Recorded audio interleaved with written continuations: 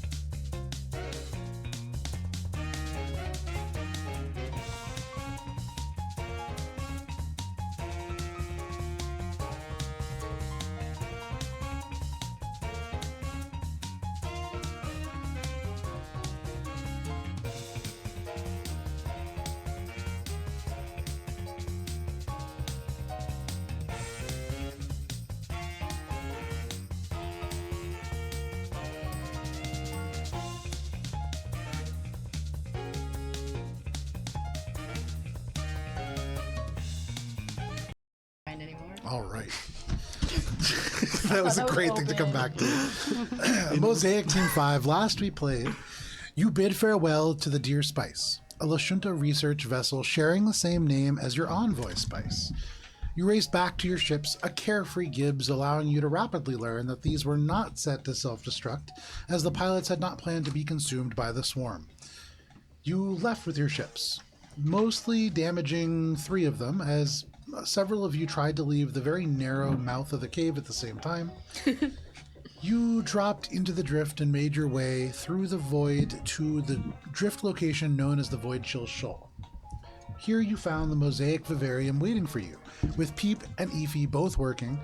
Peep gave you a tour, including the armory, a fabricator, a hangar bay, and even some kind of diverse habitats.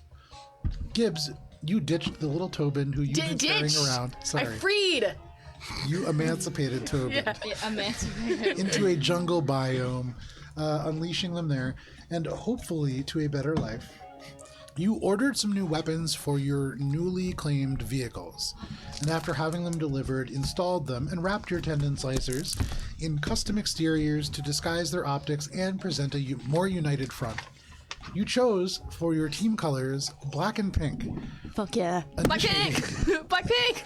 Initially a little bit more on the black end side, and then eventually leaning really far into the pink. At Elebron RPG, we'll post some pictures for you of those ships. You then took off towards the Zen Crawler, where you intended to be. I know there's the nail art is so good on those. Yeah. But towards the Zen Crawler, where you intended to engage in some illegal lockout tournaments on behalf of the USR government. However, unfortunately, a mishap with your drift drive, some unsteady steering from Shade, unfortunately. I like that it's totally random. And that's the best part about this. Has plunged you into Your skills are terrible. An unknown portion of the drift. And you must now find a signal to get back on track. That is where we begin this evening. Give me 1 second here. All the lights are red because we're lost. Red is the scariest color. Yeah. It is the scariest color. I assume our drift beacons don't work in the drift, in being lost in space. Give me 1 second and I'll answer that for you. Okay. Okay. So rightly, you would assume that your drift beacons do not work in space. Your little hair curl looks nice today. You are in, yeah, it does. You are in this kind of pocket of the drift where your navigation beacons are all reading question marks. You're used to seeing this countdown for when you'll exit and a rough trajectory through some region. Here, you are in an uncharted region of the drift that does not correspond with anything known to your computers, and so you need to find a place that will connect back into the system of tunnels that the drift is. At the moment, it's just kind of question marks, and so you need to somehow establish a place. But all around you right now, Shade, you are seeing just the kind of luminous clouds of debris and matter that make up the walls of the drift. My last note says that I have to engage manual flight. Correct. And so you have to, you can't just autopilot here. Yeah. It really means that somebody will need to be in the pilot seat. Right now, as you look around, you could drift for a little bit and not have to worry too much, but within an hour or so, it gets narrower, and somebody will have to actually be piloting at all times. What is the standard protocol for a situation like this? Can I start initiating standard protocol to re-enter the correct drift location? Sure you can. So you begin like passive scans, looking for some kind of a transmission or something to lock onto, really anything, because this here is just a void. And right now, your scanners aren't even picking up debris. This is just empty space. And you begin to travel. There's really only one channel to go through, and that's the way that you can move. About an hour in, it seems like it does get narrower, and right around then you're going to have to make some decisions. But until then, is there anything that you're all doing to get ready? So just like... Sorry, go. No, you go. So we're in like a wormhole, right? Sort of. And we can't just like break out the side of a wormhole, right? You would know that a lot of ships have been lost to the sides of these kind of spaces. That's very dangerous. So remember when Gibbs was drifting off into space and there was that point where it was just nothing, and like if Gibbs went to that point, that's where we are now. bye Gibbs. Yeah. We're in a tube where like that's all around us. Yeah.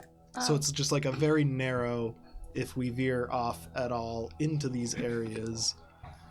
It's the Rainbow Road. Oopsies. Ooh, bad news. Yeah. Oh, I was never good at Rainbow Road. So, we just need to know our coordinates in order to get out of this? Can I just... I'm gonna cast known coordinates on myself. Sure. Does it tell me what the coordinate... It's just a creature who's known to me. Do you know yourself? Yeah, this gets real meta.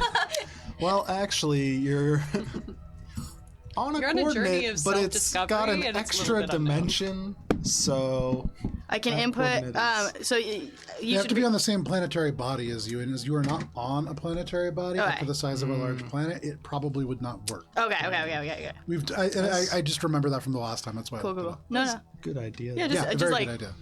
I know myself! I think Paizo was like, maybe we should put something in here. I imagine Bubs will go. Are we all gathered in this place, or I mean, You're Shade's wherever you are in the on the cockpit, ship. I'll 'cause probably go into the cockpit, seeing as the klaxons are going red Okay. and such. Are klaxons going red? No. Oh, no? So there's the question marks that came up. Okay. There's like beam light there's nothing like alarming that's going off. Shade and Echo, who are both in the cockpit, are very alarmed because this is a very Does unusual outside situation. the window look different? It looks like you're in the drift. Okay.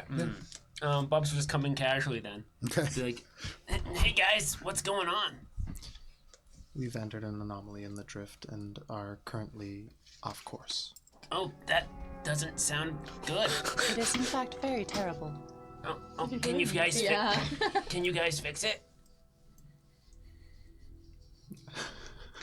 Shade wants to look over at Echo to be like, are you fucking kidding me? Bubs right has now?" no idea what this means. But Shade is also very focused. So Smash cut to not- like where this is actually like all happening in like Bubbles' head. He's a little kid in the backseat of a minivan, like going to the parents' house on the weekend, and he's like, "Mom, are we there yet?" And you guys are like, "Oh my god, this fucking kid."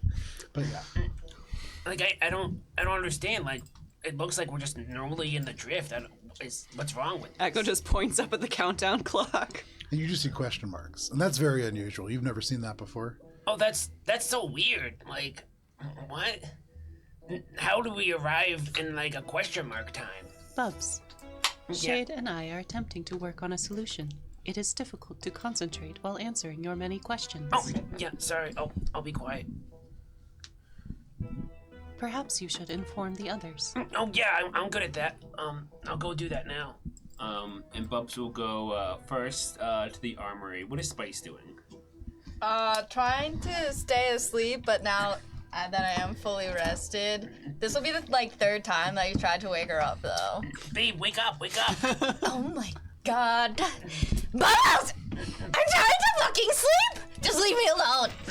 I know. You said like you need your beauty rest, but like, babe, you're already super pretty right now. So like, and you like always like have like the best morning hair, but like there's like an emergency going on right now, and like you need to like come to the cockpit because like it's like I don't know, we're like not in the drift, but we're in the drift. Spice lifts up her what are those? The eye things? masks. Eye masks. Glares at him, and then folds it back down and says, "Wake me up if we're in danger." And rolls over. I'm gonna come back. I'm gonna get Gibbs, and then I'm gonna come back. Oh my god. I'm going to get an adult. I'm going to come back. Where is Gibbs? Gibbs is in the medical bay we can because hear that. Why not? Yeah, But Gibbs is probably aware, and is going through her like magical repertoire trying to solve this problem through not mechanical means. Okay. Gibbs, Because you gotta come to the cockpit. There's. Like, we're lost. Oh, well, yeah, we're like question mark. Yeah, it's because we're lost. Yeah, how did you know? And then like Gibbs turns around her computer screen and is like, it's just a bunch of question marks. Cause that. Oh yeah, I don't have those in the armory. Yeah, that's okay. But yeah, let's all. I'm gonna try to wake Spice up again. She got mad that I woke her up, but can you maybe like help me wake her up? Yeah, okay. Don't worry, I got this. No, I don't. Where are you going with this? And I'm gonna roll a stealth check, and I'm gonna sneak in and just Okay. wet willy the bejesus out of you. Okay, well, I think Spice falls asleep immediately, so I'm gonna say she fails. For free. Yeah, for free. No, Gibbs. Oh my god! Gibbs, no. What the fuck? Hi! Bubbles! Bubs is gonna like close the door like very quietly, like scared. Fine, I'll get up. I'm gonna go be annoying in the cockpit. Okay. You just pull your finger out of Spice's ear and then just into the cockpit. No problem. I'll go into the cockpit. Well, yeah, guys, I gathered the crew.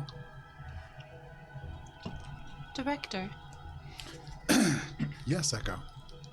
are there any historical protocols for finding coordinates in a drift scenario such as this one?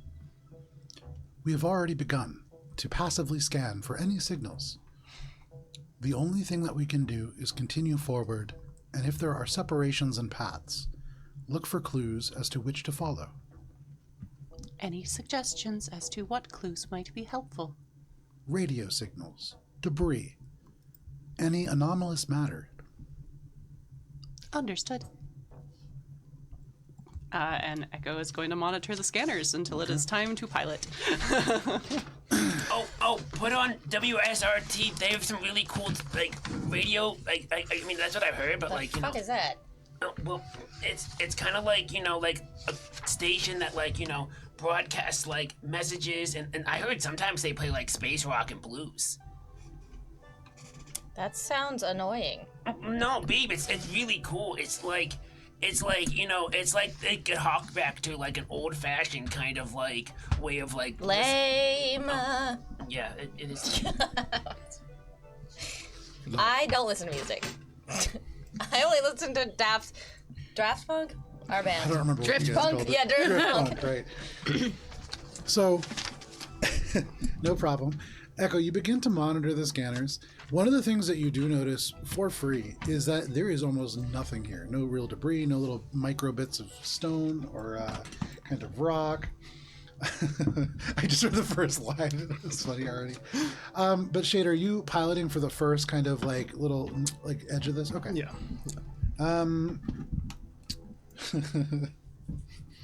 Great. Fantastic. So as you begin to make your way into the drift, Shade, make a piloting check. As you are traveling and you get to this kind of hour mark, there's an area where there is a more turbulent current that is awash with these spindly little strips of this interstitial space, and they move almost like tentacles or the blades of a fan along the side and do make it a little bit harder to travel. That actually was cocked. Oh. Oh god. I'm gonna use my reroll. Is that worse? It's worse. It was the only thing that could have been worse, and it was worse. Was it 1? Oh God! Off to a terrible start. Okay, that's better though. That's better. That's piloting. Yeah. 34. 34. Excellent. So 34, these little spindles of dangerous matter don't impact the ship. You are able to kind of navigate side to side, and here it's not so narrow that it's especially hard. Autopilot wouldn't be able to handle it, but for you, this is no problem. Echo, you are monitoring the scanners. Make a life sciences check. Real quick, can I see the spindles out in the? Yeah. Okay. So now I can like put like a visual to like the weirdness of the. There's a lot of weirdness here. So Okay. you're seeing, spinning clouds and almost like a tube around you, and then on the side there are these additional little spinning things, almost like a hypnotist's kind of like turning device. Could one say that I'm actively perceiving or using a computer? One could, but then you won't really get a whole lot of information. I mean, I'm probably not either way, so it's a 15. Okay. Can I assist since I have my exocortex Sure. set to the scanners? With the +6 conditional modifier, Better than 15. there is a brief blip, and you read carbon, and then it's gone. Echo highlights that portion on the map? Do we have a visual map? You do have a of the visual map. space? This is not on the like we're visual just map. So sharing this the is raw on a data. scanner that is looking for chemicals, that is like just around any kind of trace elements. Your ship has scanners that are capable of, in a relatively short range, really detailed analysis. And then on a greater range, a little bit more basic function. And so for a brief moment in this void where there has been nothing, carbon, and then gone. Is there like a direction that it indicates? No, just So there's no way to tell which way that was from. It's within the proximity of the Trace ship. amounts Carbon. And typically when this happens, it would be a list of different elements and chemicals, and you could look and see like a piece of matter, but there's nothing. That was a tiny little speck. So this was like parts per million, like couple hundred. Perhaps. Does it list quantity? Say again? Does it list quantity of carbon detected? Briefly it would have, yes. Like, so is it like 30% or is it like 0.00025? That was just the indicator of carbon, and there wasn't enough to even get like a real reading on, okay, so this okay. is just a It's like a trace blip. amount. Yeah. Perhaps, yeah. With that check, that's pretty much what you would do. And that was looking just with the scanners. Now, are you telling anybody? I'm trying. Gibbs, it appears that the scanner functions mostly by detailing the types of life found in this region. As you are more skilled at such things than I am, perhaps you could monitor the scanner for now. Sure. I'll Gibbs, make a monitor. life sciences check. Gladly. And you can take a +6 conditional modifier for standing on the shoulders of the giants that are the Embers. Already more skilled just by a base roll. Okay. It was a 2. 35. 35. Oh, Okay. nice. Because it's +10, +6. With a 35, that's pretty weird. Generally, when that happens, it's not just one element. There's a couple, even if it's just a little piece of debris. Yeah. And so you really start to focus on what this might be. And carbon, to you especially, always speaks of life. Life is something that is, on many of the planets that you've been to anyways, really intrinsically bound into many of the life forms. And thinking about that, you start to focus the scanners in a little bit more on some organic matter that might be really, really simple. And then you get another blip. And this, more complex than carbon, but just barely, you've heard, and actually just recently, in fact, had read about space slugs.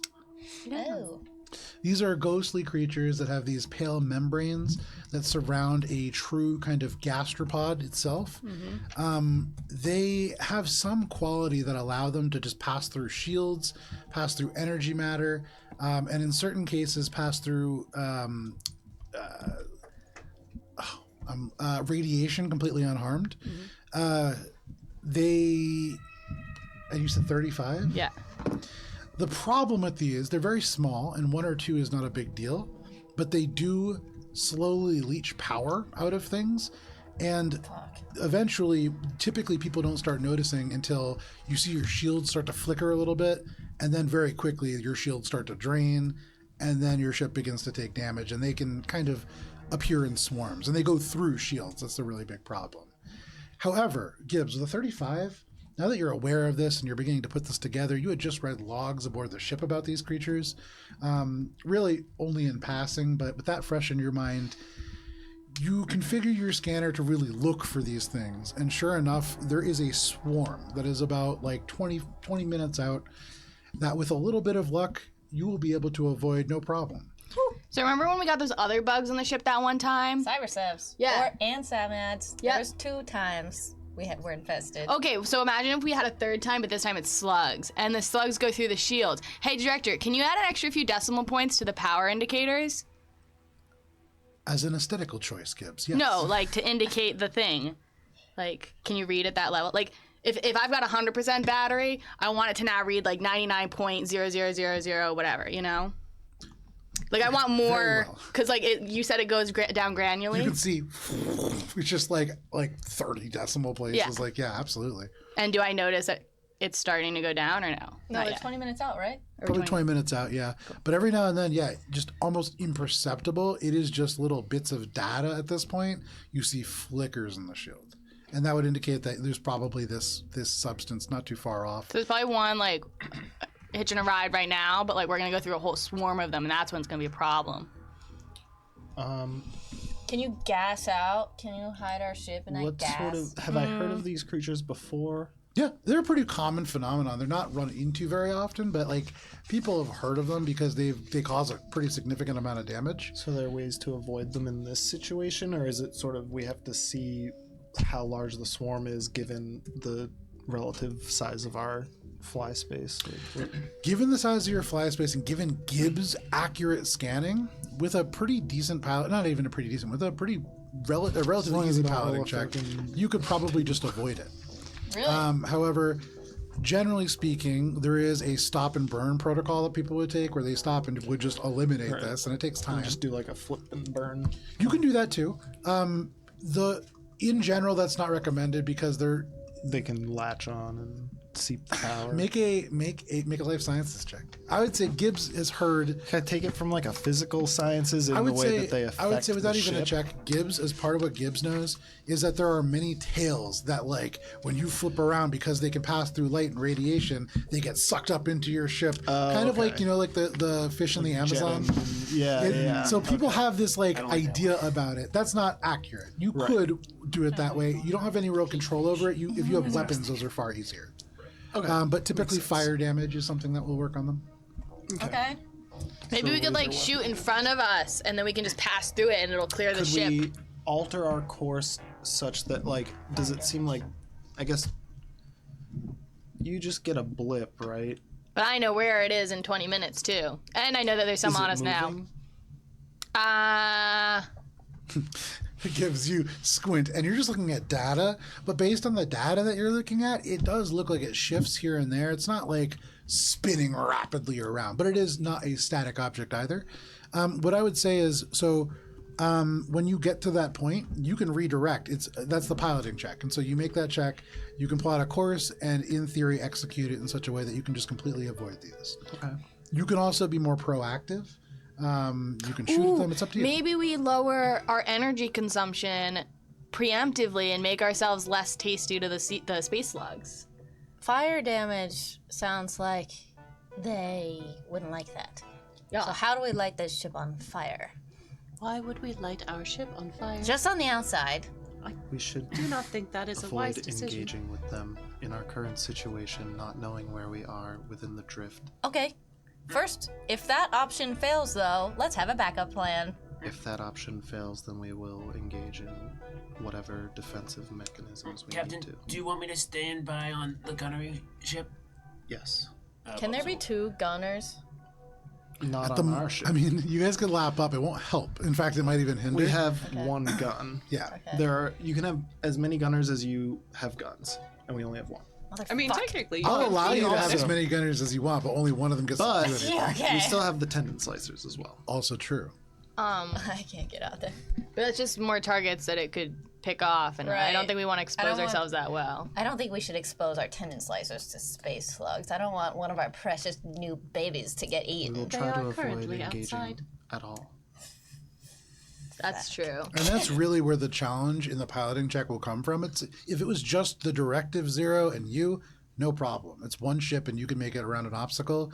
Towing several other ships, that's why it's so hard. But maybe if we preemptively put pilots in those ships, then you only have to worry about you.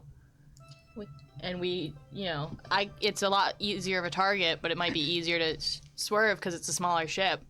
I'm not as good as a pilot as you, but even like a I can brief park a shopping cart in Montage a. that you have of like Echo screeching towards your party in a fighter craft early on in your adventures. the Gibbs, montage Bubbles, and Spice all smashing together in the cave entrance. Literally less than Crashing a day into ago. Or a day ago. the statue. Yeah, in lots of- Rat Cave. Oh, yeah, I remember that. I'm just saying, even I can park a shopping cart in a parking spot. Crashing the shopping cart when we fucking souped up Yeah, the wait, thing. did you almost Yeah. kill Echo when we were fighting Harlax, too? No, Echo almost killed all of you. Oh, right, that's ship, what yeah, happened. it's That was the That's what first thing happened. that- It was like, Yeah. welcome to my party. Let me drop a ship on you. Yeah. Getting survived, fired didn't at we? by the ship guns a couple Yeah. times. We also survived that, didn't we? Yeah. So like, Yeah, we got this team. Easy peasy. okay, but do we want to We lower? should stay on the director. Okay. Yeah, What I if we don't- lose a tendon slicer? If we lose a tendon slicer, that is better than losing our lives. I don't want to go out there either. Space slugs scare me. Separating in that situation will be inadvisable. But we could clear each other. If we lose the tendon slicer, we lose the pilot. Just might be easier to dodge than the big old ship trailing a bunch of. The tendon Traily slicers trailies. aren't equipped to travel within drift space. Okay. Can we lower the power consumption? Would that make us a less attractive feast? Technically. Director, turn off the air conditioning.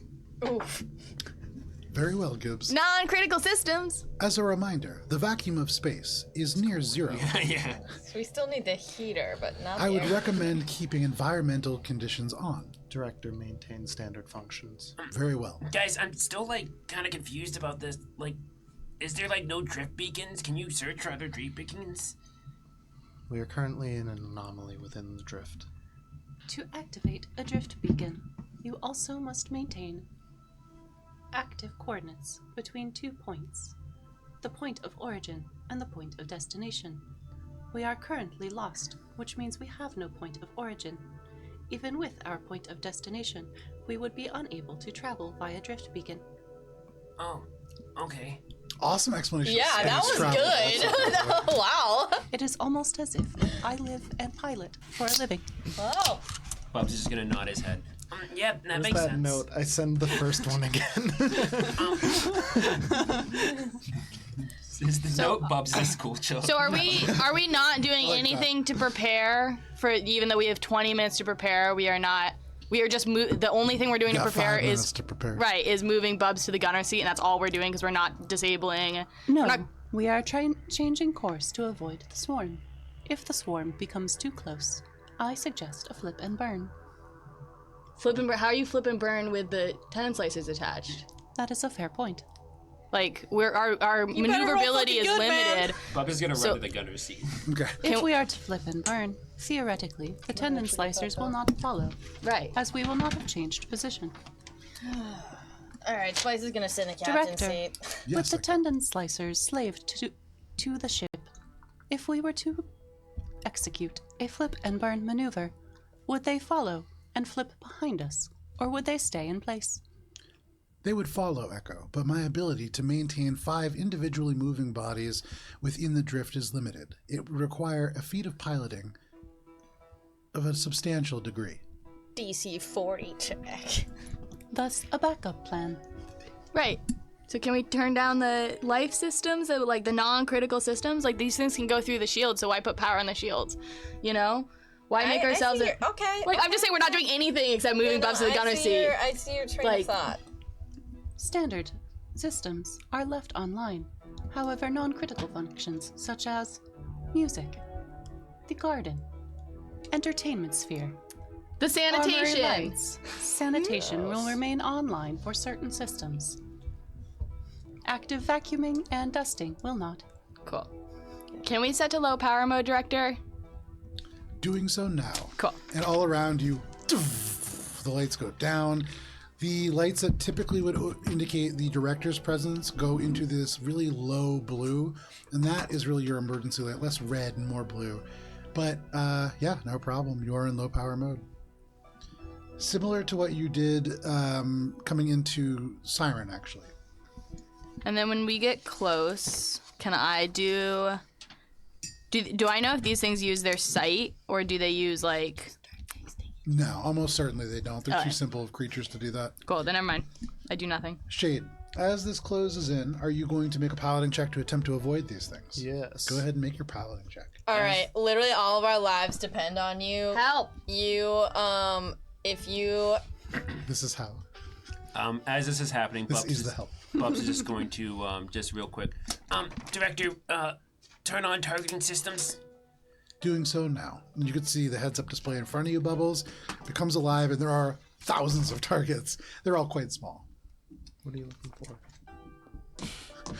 What was the look that you just gave, Matt? That was a really was it weird for looking? look. Was it for using his own dice? No, I was missing this.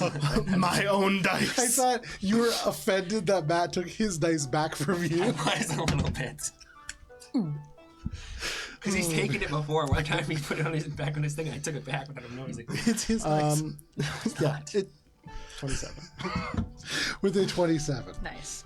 You are able to move the ship in such a way that you are able to avoid the majority of these. And you definitely notice some flickers in the power. There are a couple of these creatures that definitely hitch a ride and begin to kind of fill their bellies, but it never damages the shield in an overt way. And especially with that scan, no problem. You can avoid that. Nice job. Bubbles, you watch as these slugs, all these thousands of targets kind of change their plane. And all of a sudden, for a brief moment, it's like you're looking at just stars above you because there are so many little rectangles around them. And then they just kind of disappear as they go overhead. Bubs is gonna walk back into the cockpit and say, guys, they're kind of beautiful, from a distance when they're really far away and they're not like really slimy and gross. Because they're like ethereal tendrils. It's really pretty, isn't it? Well, actually, no. When you put it like that, actually, they're even more gross. I don't even know why I said that. I thought Echo. we were having a moment. You're watching the scanners. And so you can see ahead, the sort of stellar clouds begin to get even closer and closer together. And your scanners, about a few thousand meters away, for the first time pick up something that is more substantial. And the first readings that you get are simply just radiation. But it's a lot. It's a tremendous amount of radiation. And as you get a little bit closer, it very quickly becomes apparent as to why. The signature from pretty far off is ballistic in nature, and so almost immediately you are aware that this is a missile. But as you get closer and your visual scanners are able to pick this up and zoom in, as your lights pick up the elements of light reflective paint across this, there are letters that are visible, and it reads USR LNM 003492. And as it kind of swirls in this space, you can see there is an ominous sort of black and yellow flower that seems to be painted across the top. I would say, Echo, you recognize that as a sign for radiation. This is almost certainly a nuclear missile. Director, are we able to withstand radiation of this level? I am able to withstand radiation of this level. Understood. That's not helpful. Am I able to? It is incredibly helpful. The director is able to withstand the radiation levels. We will not. I have a radiation badge.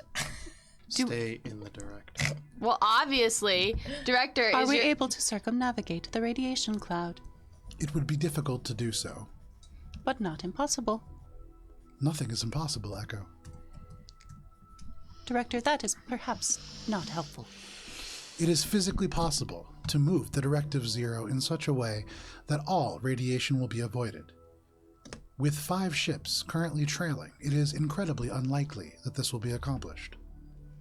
We don't care if the other ships get radiated. Additionally, the presence of radiation around a nuclear missile would indicate that the housing has been compromised. This is a very dangerous thing to navigate by. Indeed. Echo is going to switch from scanners to basically the chief mate's position. Sure, no problem. You slide the spinny chair to the right-hand console. And is basically going to try and stabilize the systems to make it a bit easier for Shade to pilot through Okay. and around the cloud. Make a engineering check. Okay. Just bounced off the tower. 28. 28, okay, not bad. You begin to focus things in, and as you do, and you begin to look for ways to kind of sharpen this trajectory and focus in on this kind of one opening within the tunnel in a little bit of a distance, focusing the signals allows you to find one more thing. It's a transponder signal. And it's coming out from beyond this missile, somewhere within the space beyond. And it reads, the USR Leon Bridges. Why does that name sound familiar? It's an artist that exists right now. Like a musician. Right. No, yeah, because all the USR defense and attack ships are based on musicians. like- Echo's yeah. whisper comm is just Yeah. interrupted Dolly to Parton. Shade, and they highlight the transponder signal and kind of pass it over to him. Okay, so... And Shade, when you look at this, there's something about this name, and it hits you all at once. You selected a name that was very similar to this when asked to pick something random. That's weird. That sticks in your mind a little bit. Leon Abaccio? No, when we were trying to come up with the ship names. No, when you were trying to come up with undercover names back in the He was day. Leon. Okay, For Aura's okay. Bay. Yeah. I don't know what his last name No, was. but you're Leon. his name was Shade. Leon. Yeah, is he Leon? Yeah. I don't remember the last name, but yeah. Abaccio. I wrote it down and read it today. Nice. That was the second time. The second Leon cover was Leon Abaccio.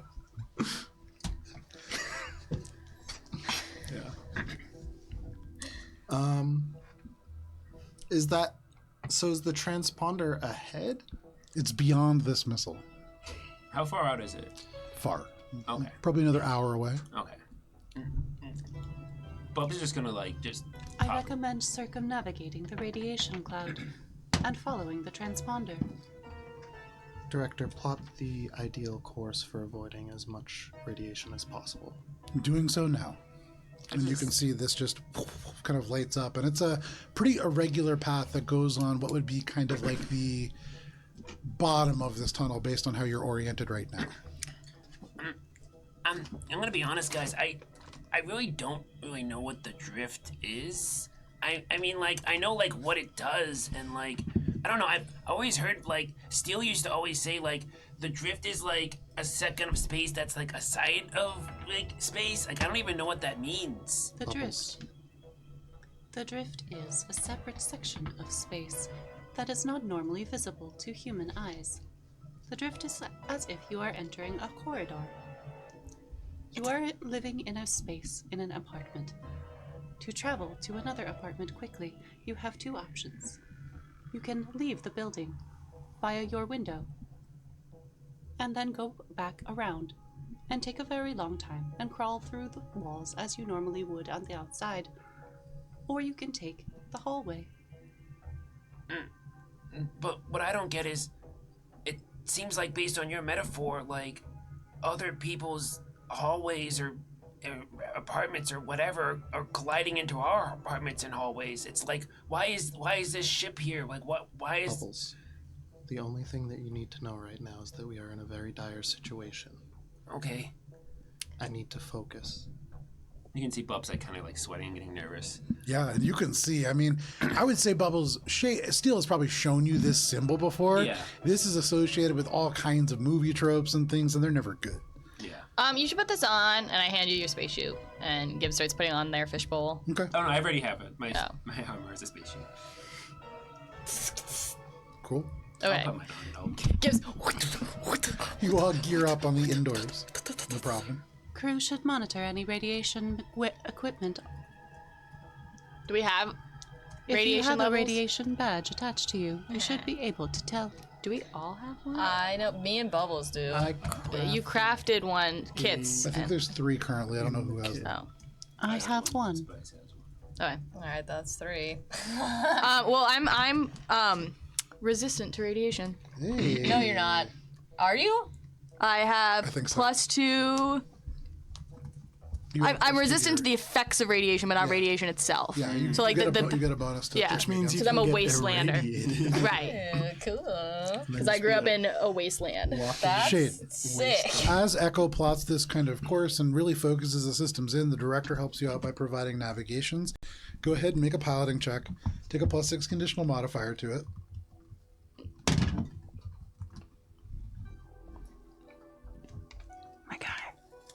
My God, what have you done? What does that mean? What have you done? +6, Yep. 33. Okay. You make it seem like it's going to be so low. It's because the face does this.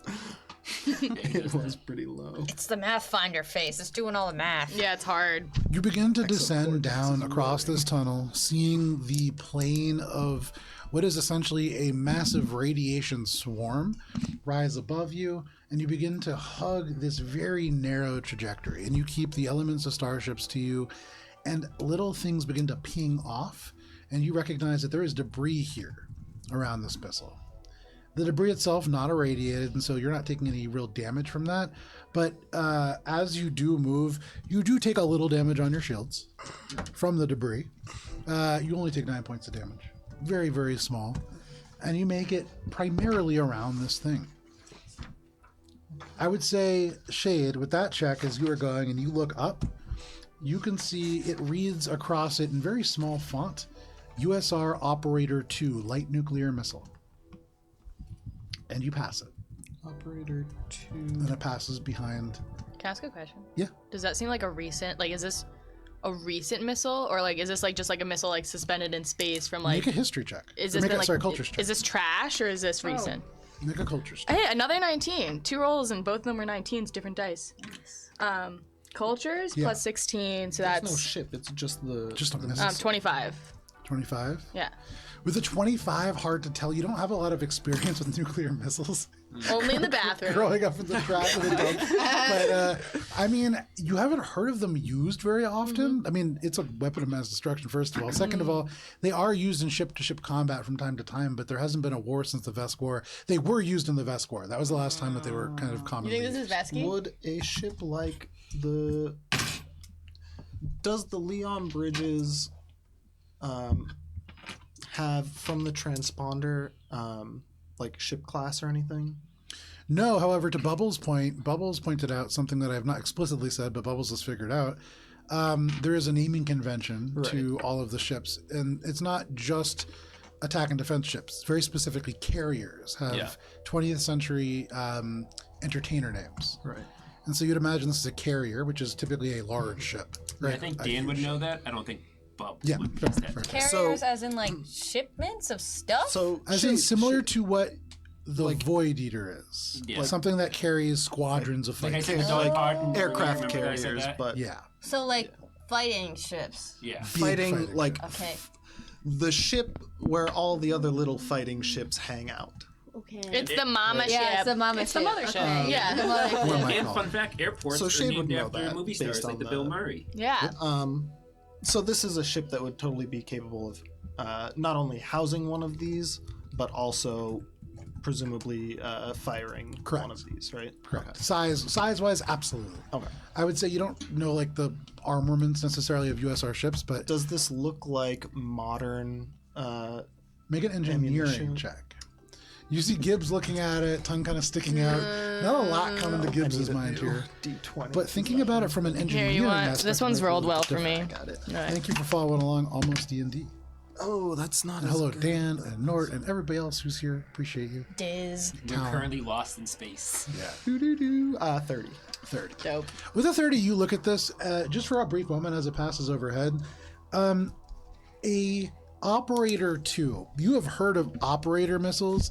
Currently, they're in the Operator 5 series, and so this is older. Okay. Not a tremendous amount older. They go pretty quick in their iterations, but this would date back to the Vesk War. Nice. It is risky. All right.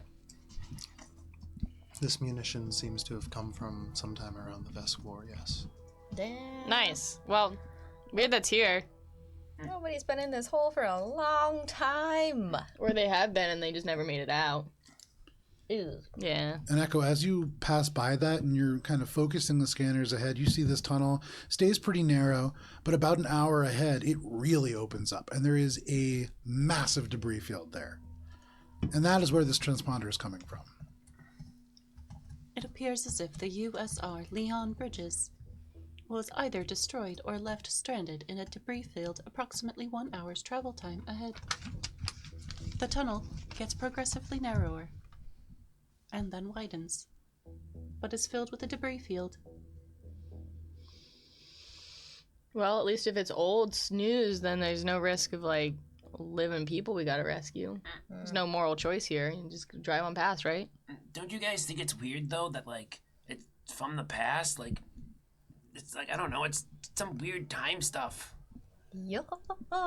Babe, stop doing that. That freaks me out. The drift is not simply a corridor you build immediately. It exists separately, during time and space, which means time might not happen differently. Yeah, that makes sense. But also, like, where do you think they'd throw their trash? Everyone just opens up the garbage chute in this magical hallway and throws their nukes in. That's the drift. Well, as long as the trash isn't near me. Well, We Jade are can headed navigate around directly it. toward the trash. Oh, Yeah. Bubs like kind of sweats a little bit. And Bubbles, as you look out the cockpit, like here and there now, in the lights of the ship, you see here and there like a little piece of steel, little piece of like concrete or some kind of a strut, elements of debris that are definitely coming by, and yeah, you're getting into some debris. Fuel Bubs can't is gonna melt. grab Spice's hand and just like kind of just hold it. So going into this debris field, we're still kind of being funneled through it, right? Yeah, and right now, like just little intermediate bits, and they do have low level of radiation, some of them. Nothing that is going to harm any of you. It kind of bounces off your shields, it burns up, it in various ways is kind of deflected. But it's not a debris field that you need to worry about like damage coming through. There's just little bits that indicate that there is more here. It is no longer just a void in space. Okay. Sounds like there might be siren sapphires in there. But about 20 minutes in, you start to see larger pieces. And indeed, there are parts of ships. You can see torn elements of exterior armor plating. You can see what looks like, I would say, without any check, Shade and Spice, the two of you recognize parts of smaller ships that would be kind of more fighter or interceptor kind of craft. Sounds like this is where Were we there find two any, guns. Does the infosphere work in this drift anomaly? You pull up the infosphere on your communicator, or you try to. It doesn't seem to. Okay, because what I want to know is if the like we know that the Leon Bridges is here. Was it in any notable major battles within the Vesk War? Because that might help us to find a location where we are, because this seems like an old battle site. Spice, make a cultures check. like I would say you're the only person who might have some vague idea. And Listen even to all that, these dice it's a high flying. DC. Nice. That's smart. Oh, the D20's cocked. No, it's not. Yeah, it is. Okay. There you go. Wow, worse. Hey, sorry, it was cocked. You gotta try. But cultures, so 10, 14, plus 13, 25, 25? 27. 27. Never heard of it. Okay. Would a 30 have done it? Fuck, I'm so sorry. No, it's okay, because I So. roll 2 and take the Hard to number. tell, but the infosphere not working.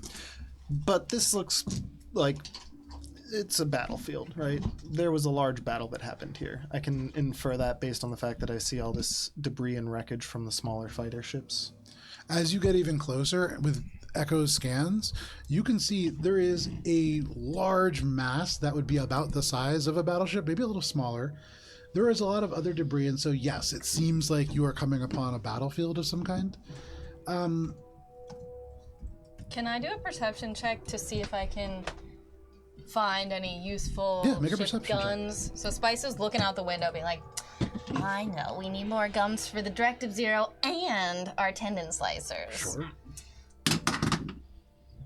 That's going to be a 20. Nope. You see a lot of elements of broken up ships, but nothing that you recognize, and that tells you that there really isn't any GPF involvement here. Okay. And then at the very last second, as you kind of are heading into the area where it gets bigger and you are now seeing shade much more, Spice, you see just barely, and it passes very quickly, what looks like elements of a ruined Vesk ship. Ooh. And that kind of right by. Okay, so this is defo Up until this point, it's Vesk just been or USR battle. ships. So far. But as you're on this corner, there are these pieces of ships. You see parts of interceptors, fighters. There is flecks of paint that just makes it really hard, actually, in terms of the scanners, and it makes it a little fuzzy in terms of your resolution. It's almost like metallic sand that has kind of been flung out into the space. But you pick up on this really large hunk of wreckage. This is where the transponder is coming from. And as you can visualize it and get even closer, you can see what is half of a carrier. It has been shorn almost clean in half, and you can see the entirety of what was at one point the main corridor with rising gangplanks and elements of other things just kind of exposed to the outside now. Half of it is fully intact, but it's missing a good section. You can see what look at first almost like little gems that are shimmering outside, but very quickly you recognize that these are just frozen corpses, almost like tears that are those just aren't kind of dripping sapphires. outside. This depressurized rapidly. Do I see this as well? Yeah. Can I do a perception check, or can I just see if the debris around us, does that match the debris on the half of the ship? I would say make an engineering check. Oh, okay. I have a question. Sure. So, 8.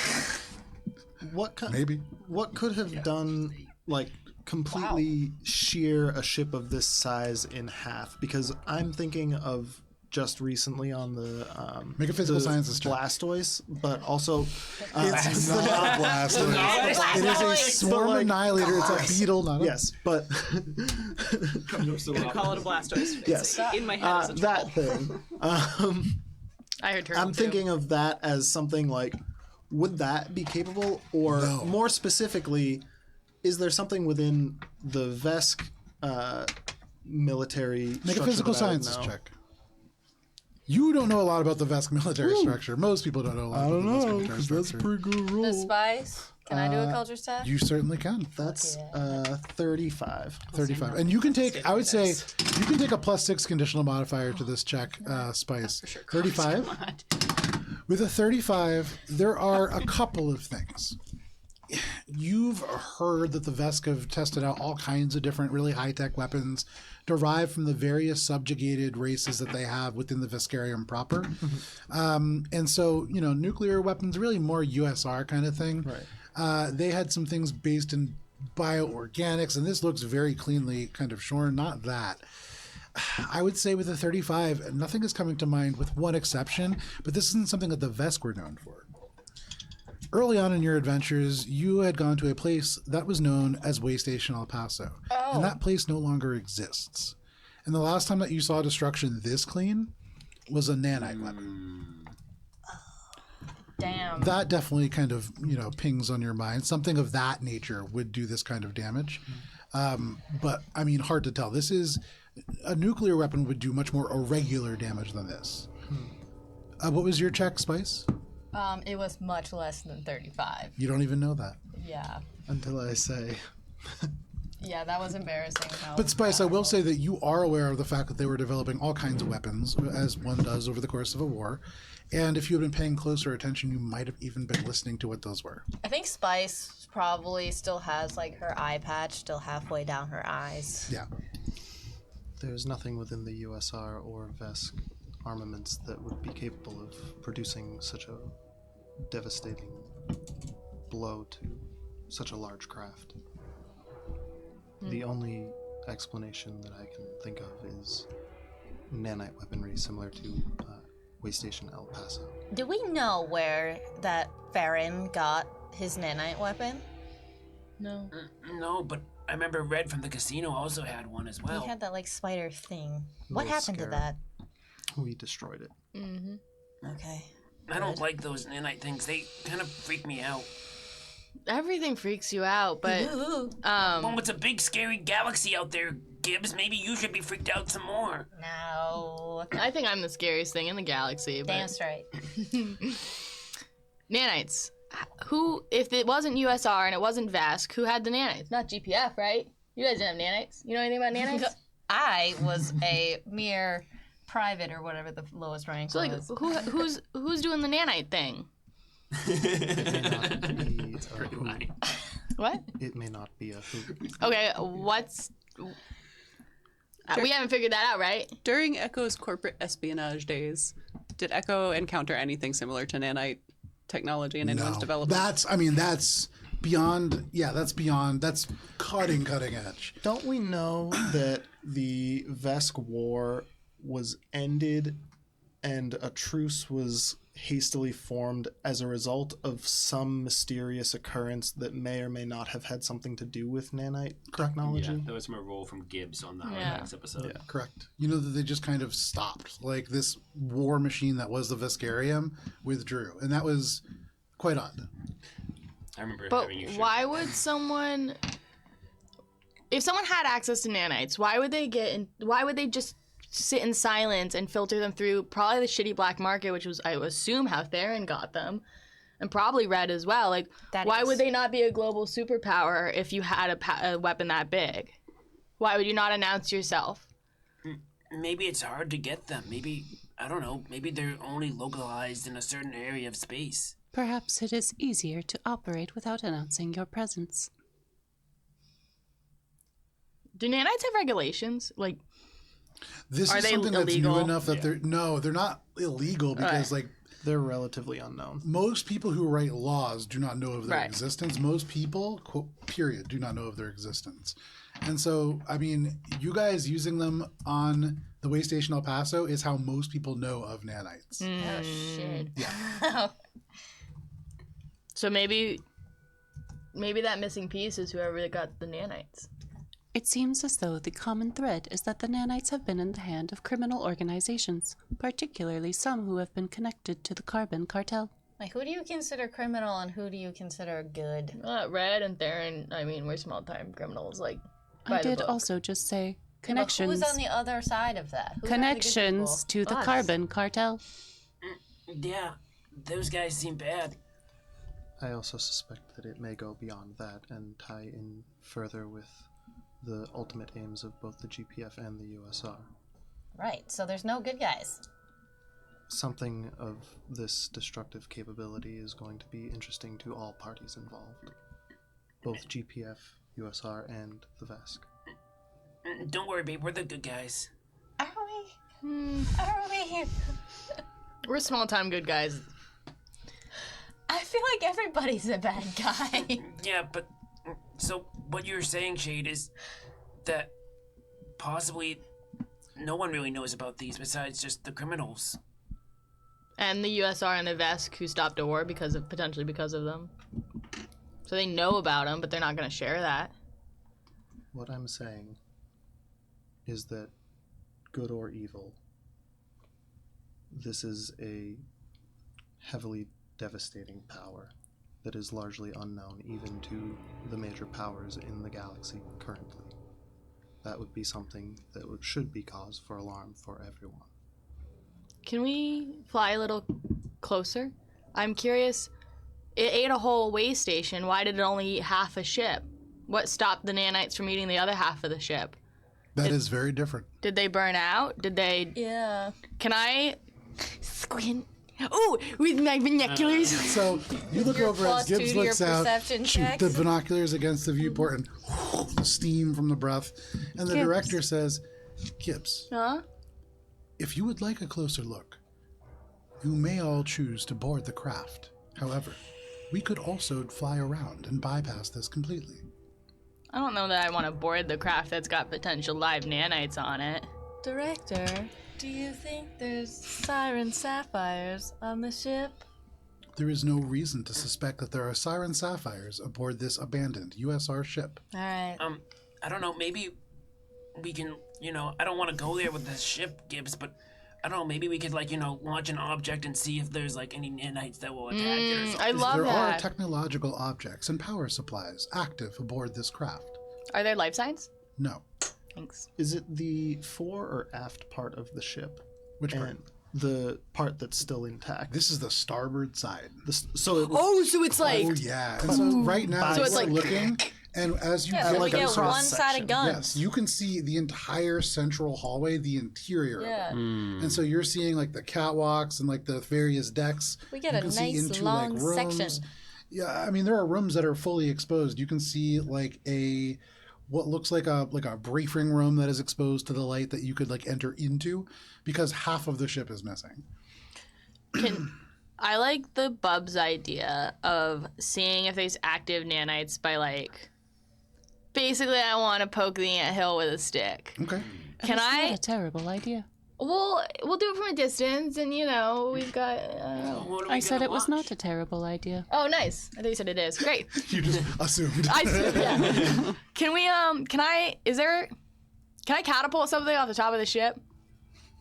I mean, having already several times done this, you know that opening the airlock, because of the depressurization, will technically fire something. Can out. Can I open up the side panel of the gunner bay and load something into the gun to shoot it? How does that work?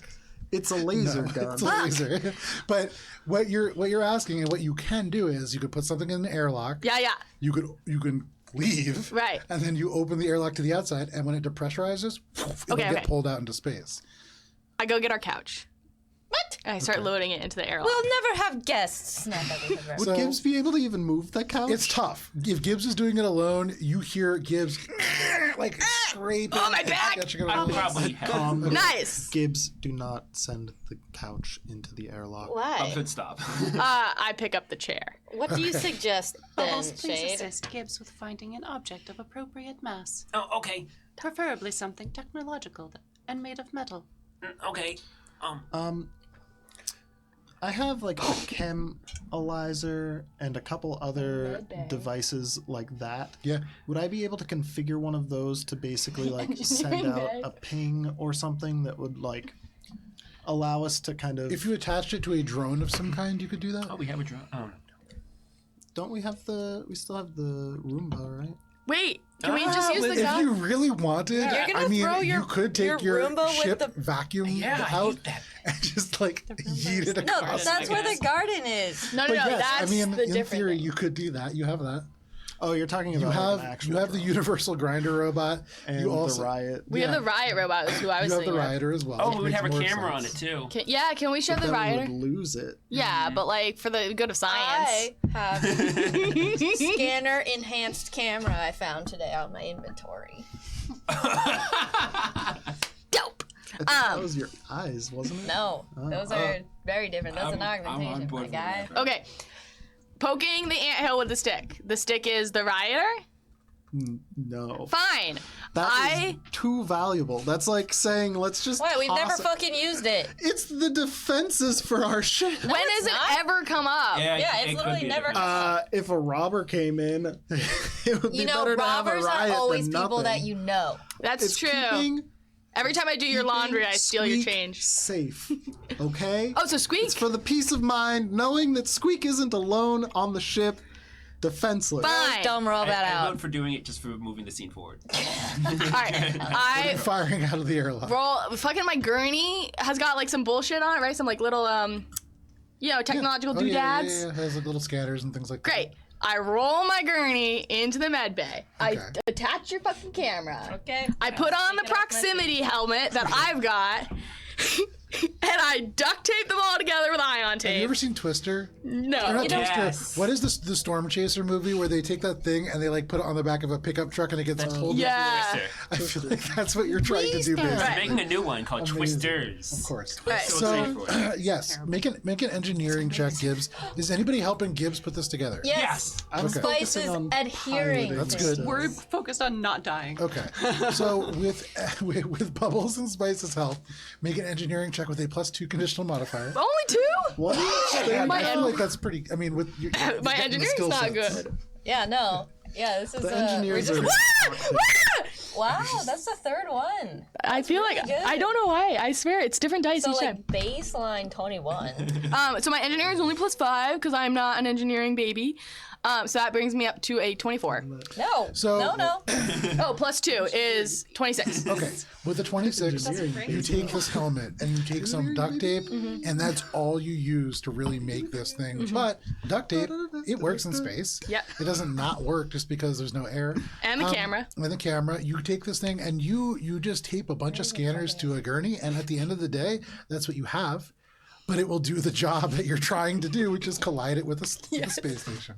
So no problem. You put this in the airlock. Are you naming it anything? Are you like drawing anything on Yes. it? What is this thing called? SS, Fuck around and find whatever the acronym of fuck around and find out is. FAFO. Yeah, there we go. SSFA. Fine. And I you feel like I just threw out this hit scanner. this airlock, and there is a, and this thing just leaves, and you watch as it drifts across space, and it just kind of ding and disappears into the main chamber of this entire craft. You access the cameras, and you can see what is just a ruined interior. And there is what looks like scorch marks of small arms fire. You can see what looks like larger impacts from the outside. So this was a ship that saw real battle. There's signs of fire. And that was the camera. What else did you attach to it? A proximity helmet? So I don't know what that does. it kind of goes out, and technically this wouldn't work, but we'll say for rule of cool, as it pulses out and kind of moves around, there is no moving creatures or anything like that seem to be going around. And I would say, actually, that's not quite true. At the very, very far end of the hall, What? there is a ancient, what looks like a robot of some kind, that is currently very slowly walking in a half circle and then walking back. Whoa, that's weird. A setting on the helmet adds an audible alarm whenever a chirp or whenever a small or large corporeal creature approaches. Correct. Technically, need to be wearing it also for it to be Oh. working. So, I stuffed a pillow in it. yeah, Fafo is wearing it. yeah. Fafo is wearing it. Can I ask some questions? Yeah. Of the bodies that I can see in the journey between our ship and hitting this other ship, are they all largely like USSR, or does it seem like the combat was happening on the ship and that's why there's scorch marks and whatever? You only see USSR Only US. personnel. Some of them are soldiers, some of them are kind of in more casual gear, but all of them have various USR coloration or markings for sure. Well preserved, Yeah. relatively. Well preserved. They're all like frozen over in the vacuum of space. How far out are we from the actual wreckage? Well, so Gibbs is distance-wise? doing this from the actual like seeing this on the camera as they go by. You guys can be as far out as you want to be. I mean, If you want to be as far as possible, Well, I mean, like, how close is our ship to the wreckage? And would getting closer? I want to get close enough to do as much investigating as possible without. you can pull like, right up to it. The way that it has been hewn triggering. away, you could, in theory, almost fly the tip of the director into the main hallway because it is so badly damaged. Right, but I don't want to get so close and then have Right. nanites come up on our scanners and swarm us. Right, that would be bad. So you tell me So- how close you want to get. I Why want to don't get we just- within scanning range. Okay. So you can close within 500 feet, and that will give you the full use of like all of your scanners in a very very focused way. Cool. The camera is still going by. No nanites attacking it. No. Yes. So the camera goes by, and the ruins are such. You can see a lot of this is like collapsed in. You can see that there are 3 doors that lead off and into the ship. There would presumably be more doors on the other side if it was still attached. And then there is a larger kind of almost like a fire door that has been sealed that would go to the aft section, and another one that would go forward. I would say on the cameras, you're not seeing anything alive. No nanites, certainly. You do see signs above the doors that you do see. You see signs for security and countermeasures. And Shade, are you watching this camera? Yeah, I think good. It's on the big TV. There is something for you, Shade, that when you see the inside of this place, you must have been in a very similar ship before, because the layout is very familiar to you. And even though it's ruined, you can see this is the security and countermeasures room. You know that through here, there's a narrow hall that goes into a larger bank of cameras, and you can't put a specific memory within this ship, but it's very familiar to you. You also see on the cameras generator, and as the little drone goes by, it's like caved in that room. Mm-hmm. But there's also a third door, and this one goes to the hangar bay. Given this understanding of the layout, with the half that's remaining, would there be some sort of like black box or, a ship log that could still potentially be intact to get information off of? Well, within the security room, there would be the security cameras, and in most USR ships, and again, weird that you know this, but in most USR ships, when there are security incidents, they're archived for further review when they come back into like a main port. And so in theory, that would be in security and countermeasures. And that room is intact. Can you repeat something real quick you said? Yeah. You said the fire doors were shut? Yep. So like if an emergency happened, that's like emergency procedure that would shut the doors? Or Correct. Something? Okay. You remember within the Deer Spice, they were shut in a similar way. Can we stop the director to like stay? Yeah. So we can do closer recon? Yeah, absolutely. But I'm just going to say, it's weird that, the fire ship doors were closed. You think they knew whatever was happening on the ship? It wasn't like an instantaneous thing. Echo, please take over. I'm going to get a closer look. There should be some residual footage from the security area. Well, Echo, do you want to come, or do you want to stay here? I'm going alone. Yeah, I don't know that that's your decision to make. There's Yeah, a construct excuse walking. me. You're going to need backup. This is If Mosaic anything Team happens, 5. You will need to evacuate. If anything happens, we'll never figure out the mystery I here. understand the layout. I will go. Why? Better than who? Why do you understand the layout? I don't know. Guys, Shade's the captain. We should just trust him. That only goes so far. This is not up for discussion. It literally It should be. is. No. It's up to free will. Echo, do you want to go down, or do you want to pilot the ship? Someone must remain to pilot the director. Okay. It is on manual control. However, I would like to offer a counterpoint.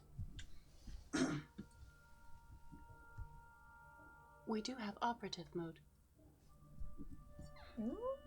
If you still feel it is necessary for you to risk yourself, the captain of this crew.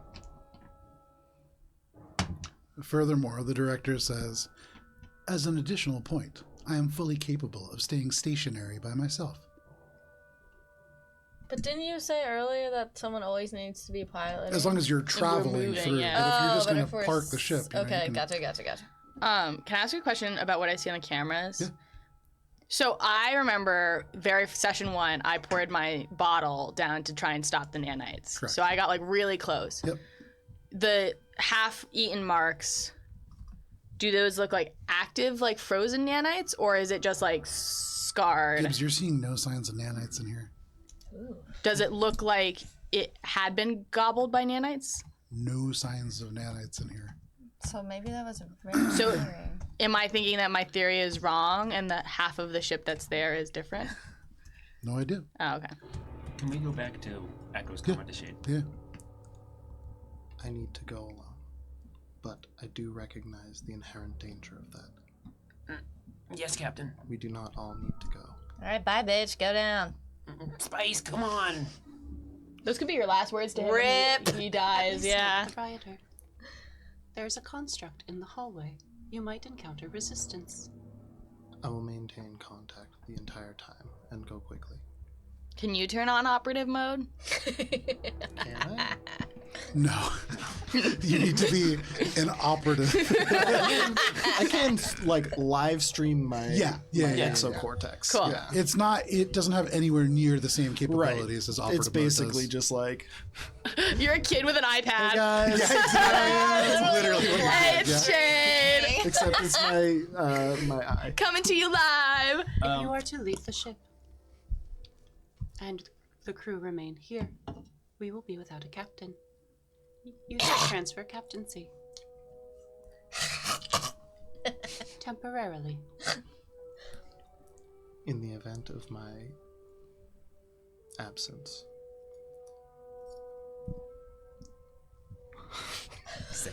I know. You look around and you're like, Gives picking her nose. your gaze settles on Peep for an unnecessarily long time. Consider your eye asking. Sorry. If only Nikolai was here. Spice puts her like bed thing over her eyes again. Echo, I need you to evacuate the crew if anything happens. And it becomes too dire for me. Ooh, new captain. Understood. I will be quick. Rest in peace. Echo slides into the piloting chair. Okay. Bubs to the gunnery. Yes. Bubbles, you go to the gunnery. You stay in the piloting seat.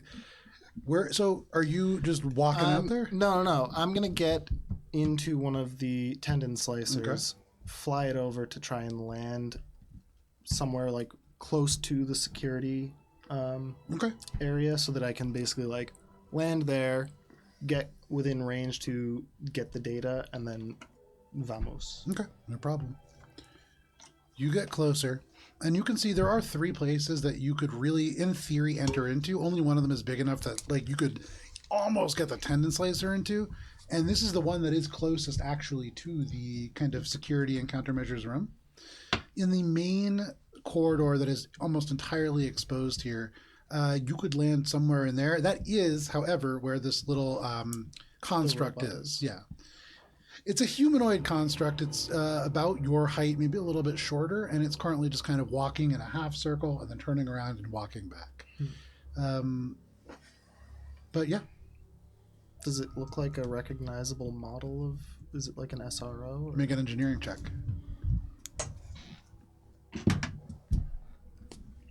26. At first, it does appear kind of like an SRO in terms of its form and function. It is a little bit like odd moving.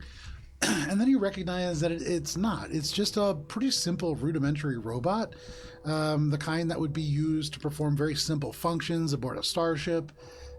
This one isn't designed to lift even. It doesn't have. It's not like a laboring kind of creature. Actuator or something. This is more like the kind of thing that would be used to send messages or perform really, really basic engineering functions if they're equipped with tools.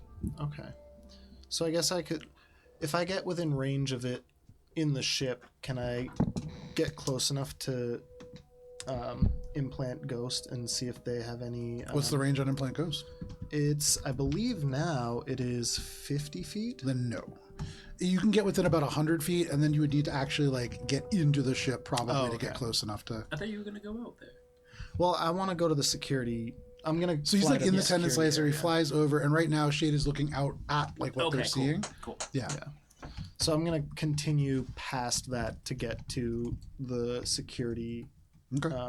You pull the tendon slicer up furthest towards the bridge, towards the kind of front of the ship. Oh, I guess we And- did have the shuttle. I forgot we did. Yeah, biggest. But you make your way over there, and kind of looking out, you can see the open hall to the security and countermeasures room. There is a closed door that you know is a security door, like, 20 feet beyond, but you can see it. It's there. Okay. I'm going to open up my comms and say, I'm going to enter the security area. Can you turn your camera on, Shade? Oh, It it's literally on. is Okay. on. Literally just turned it on and Okay. said that. Shade turns it off, turns it back on. Oh, I'm sorry, I didn't see. Sorry, Sorry, you're muted. reset. Can you unmute? I reset my connection. That's hilarious. Wait, I can't see you. Can you hear me now? Oh, Your camera. Wait. Now you're me. Oh, I like your beach background. How are you gonna open a door? I Good was luck. working from home last week. So, Shade, you can see that this hallway is only about 5 feet wide. There are elements of like piping and stuff that have collapsed in, but more or less it's an open hall that goes to this door. It's across a pretty wide corridor. There's these gangplanks that run across. You can see down the hallway a little bit further. There is some other kind of rooms that are open. You know, the generator room, the hangar bay, stuff like that is all a little bit further down. You see the gurney just bumping. Yeah, it's just pressing into the hangar bay door. I'm gonna try to go down the hall. Are you leaving the tendon slicer? Okay.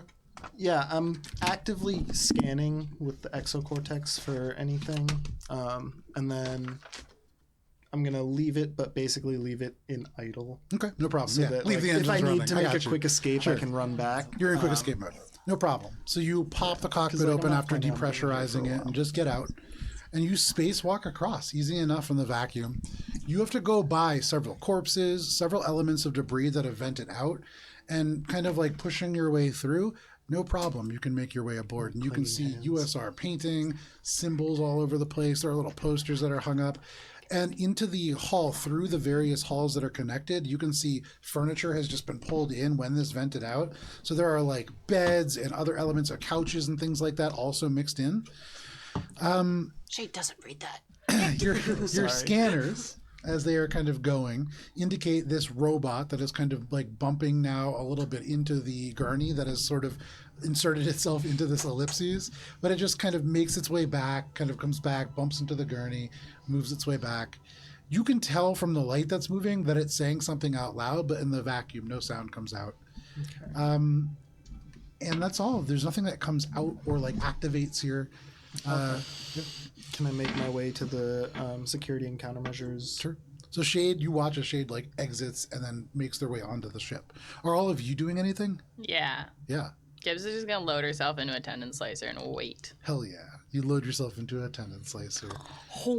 Bubs is gonna go to the hallway where the gunnery is, Okay. and just kind of like be next to like the gunnery area. Okay.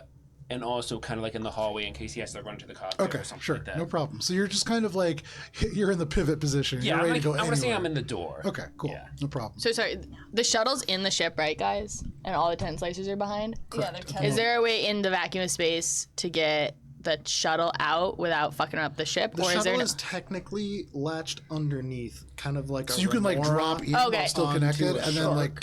So if there's no like, if it's not the whole opening a window in the vacuum of space, then I Correct. would do that. No problem. Instead. Yeah, you can get in the Sorry. shuttle easy. Cool. Yeah. So you do so. You are in the doorway. Spice and Echo, are you doing anything? As if I have respect for Captain. Bullshit.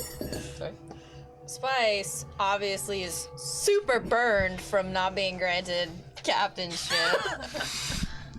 Is going to do anything to sabotage Shade and goes into a tendon slicer. Okay. Dope. Fantastic. This is what I feel. Echo, I listen. you look around, you see Bubs sort of in the gunner seat, and nobody else has even sort of listened. But what are you doing? Bubs will get in the gunner seat. Okay, Bubs Bubs listens. wants to be a good boy. Bubs is a good boy.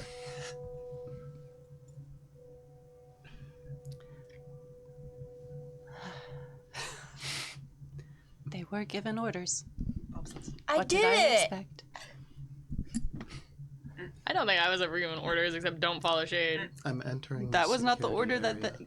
Gibbs didn't want to do the So scanners. far, they You didn't want to do the scanners. You left. You I'm fully monitoring the left, man. scanners from the tendon slicers using shitty ass No, you're in the scanners. shuttle. Someone's Shuttle. like, Fuck. teamwork You guys keep fucking up the requires shuttles versus the tendon slicers. They are very coordination. different. So, Gibbs in the shuttle, Spice in a tendon slicer. But I'm still tethered. I'm gonna remain tethered for now. Sure, no Bubs problem. being a good boy in the gunnery. And Echoes you're in the cockpit. pilot. No problem. Reporting from the gunnery ship. We're still watching you, Shade. You make your way down and into the actual space. You can walk across the ruined hallway. There are like bad dents and tears here. There are parts of this ship that are clearly showing signs of a firefight taking place inside. But making your way into the actual hallway itself, you can get right up to the doors. And there is still power here.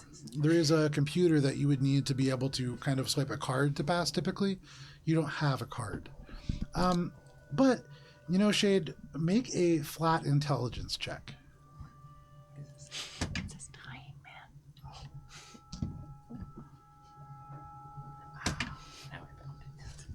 man. What is flat intelligence? Where is that? It's on your ability scores, and you'll just use your 13. modifier. A 13. Boo! Low! I have rolled less than There's a something 10 that for tells you Get those in It's because jail. all the luck's on this side of that the table. there is an easier way through here, but you cannot figure out what it is. But there is a computer here that you can try to bypass, no problem. Yeah, I'm gonna start setting my exocortex to bypass while visually just kind of scanning to Make a see, computer's check, sure. like, because this is weird irregular damage on a vessel that is like also strange to me and raising some enough. alarms. Yeah. Make a computer's check first for your exocortex. Okay, new die. That's better. Okay, that was at least above 10 on the die for the first time tonight, so that's always Nice. good. 32, 32. and then With a 32, you're able to open access to the computer. You can't get root access. You're aware of the fact that you have just barely managed to bypass a false shell. You have fallen into this very slim window that doesn't quite give you all of the power, but it gives you enough to see what's beyond. You can see that beyond this space, there is a 10-foot wide hallway that is electrified. It is also electrified 10 feet back from where you are, so had you tripped this, you would be electrocuted. good thing I didn't. Very good. You were very close. Nice. There's a node to disable the hallway further down. There is also a node to open this door. Those are the only real two functions that you see here. Okay. Would I need to do something? Is there something that I can do to access those now that I'm in this sort of purgatory? Yeah, you can make another computer's check to access either node. I'm gonna try to access the disable hallway one first. Go for it. Because better if it fails. And if when you had the obtained doors- root access, you wouldn't need to make any more checks. That's it would just nice. Very nice. What? I'm just putting it on. I was like putting it down like that, and then went and did it again, Nice. like an idiot. But that's 30. You gotta keep them No, with 20s up. 38. 38. 38. Okay. With a 38, your exocortex spins to life, and you easily defeat this kind of hallway that lies beyond. And all at once, as you do that, it clicks in your mind that within the hallway beyond, you've been in a very, very similar place before, and you ran into problems with it. And so, no, Shade. Oh, okay. I pointed at it. Oh, because is the Faraday cage thing, right? The room like that? At first, your brain kind of goes there, but no. No. And the last time that you ran into this, you don't like to leave things that would be like, a problem the same way that they were before. Almost always when this kind of thing happens, there is some kind of a back door that you leave. And so kind of on a whim, you look for one, and there is. And if you want, you can open the door. Yeah, I'm gonna open the door. No problem. The door opens up. And beyond, you can see a security room with a huge bank of monitors. You can see a couple of chairs that would indicate multiple people would usually be monitoring this entire space. There's a ladder at the end that could be climbed up, and you can see up above something that is labeled Electronic Warfare Suite. You can see what looks like a number of different components installed up there. Many of them fried, but at least one that is still sparking and at least a little bit active. But of much more interest, you can see that some of these cameras, actually many of these cameras, are still going.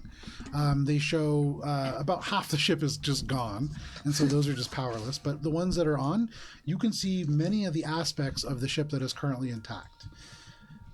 Much more interesting to you is there is a central kind of security console. And on this console, amongst the security cameras that you can switch through, there is a node that reads security incidents. Cool. I'm broadcasting this Sure. to everyone. So all of you are kind of seeing this as well, Spice has her eye thing down. except for Spice. Gibbs is looking at the scanners Okay. We'll just watch him. and watching. Okay. It's being like simulcast on all Yeah. the ship Yeah. screens. You got a picture-in-picture going on. Yeah. I've accessed the security terminal. I'm going to upload the files now and then make my escape. Check for viruses. Can Did you find anything good? Computer. So looking at this, you can see the incident report thing up. It seems as if it was just kind of left open. Again, nobody was expecting for... Right. So it's like they probably got killed mid filing the incident report that was a result of this. Hard to tell. The result of this. But there are 3 incidents that are currently loaded in there with various different dates, and I would the say dates that's are the important. that's kind of what you're seeing. There's not a whole lot else on here, and so the last incident was on 1/28/44. It's relatively unremarkable. Are you going through these now? Yeah. Okay. So you play it, and you play it in like fast mode, and as an Android, you can kind of sync it and really get the gist of what you're seeing. And all that this is a very brief tape of somebody stealing toilet paper out of an officer's laboratory. Like the nice toilet paper, it is just like a lower level guy. He takes it, looks around, and then like runs across the hall. And you can see there's a report that's attached to it, and this guy had a citation. There's a whole thing. On local comms, Echo's just like, I do not think that is what Shade intended to find. The Useless. next one is just a tape of a young recruit getting beat up in a hallway and their boots getting stolen. You could see the boots were never recovered, but there was like a file claimed, and this person is now getting some kind of a weekly stipend. Make a computers check as you look. There's other stuff here, but as long as it's been left, there is some kind of just damage that's occurred with an idle computer standing in a vacuum. Computers. Sorry. 39. 39. Nice. Shade. Give me 1 second here. Okay.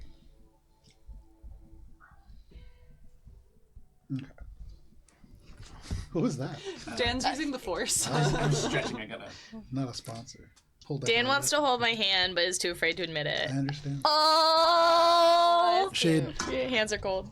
within this machine, there is a partition that does not line up with any other ones. And this is a much longer tape. You barely were able to find this with a 39. Damn. There is a brief title screen at first, and it displays USR property, security clearance required to view this tape. And the date, 01/23/2244.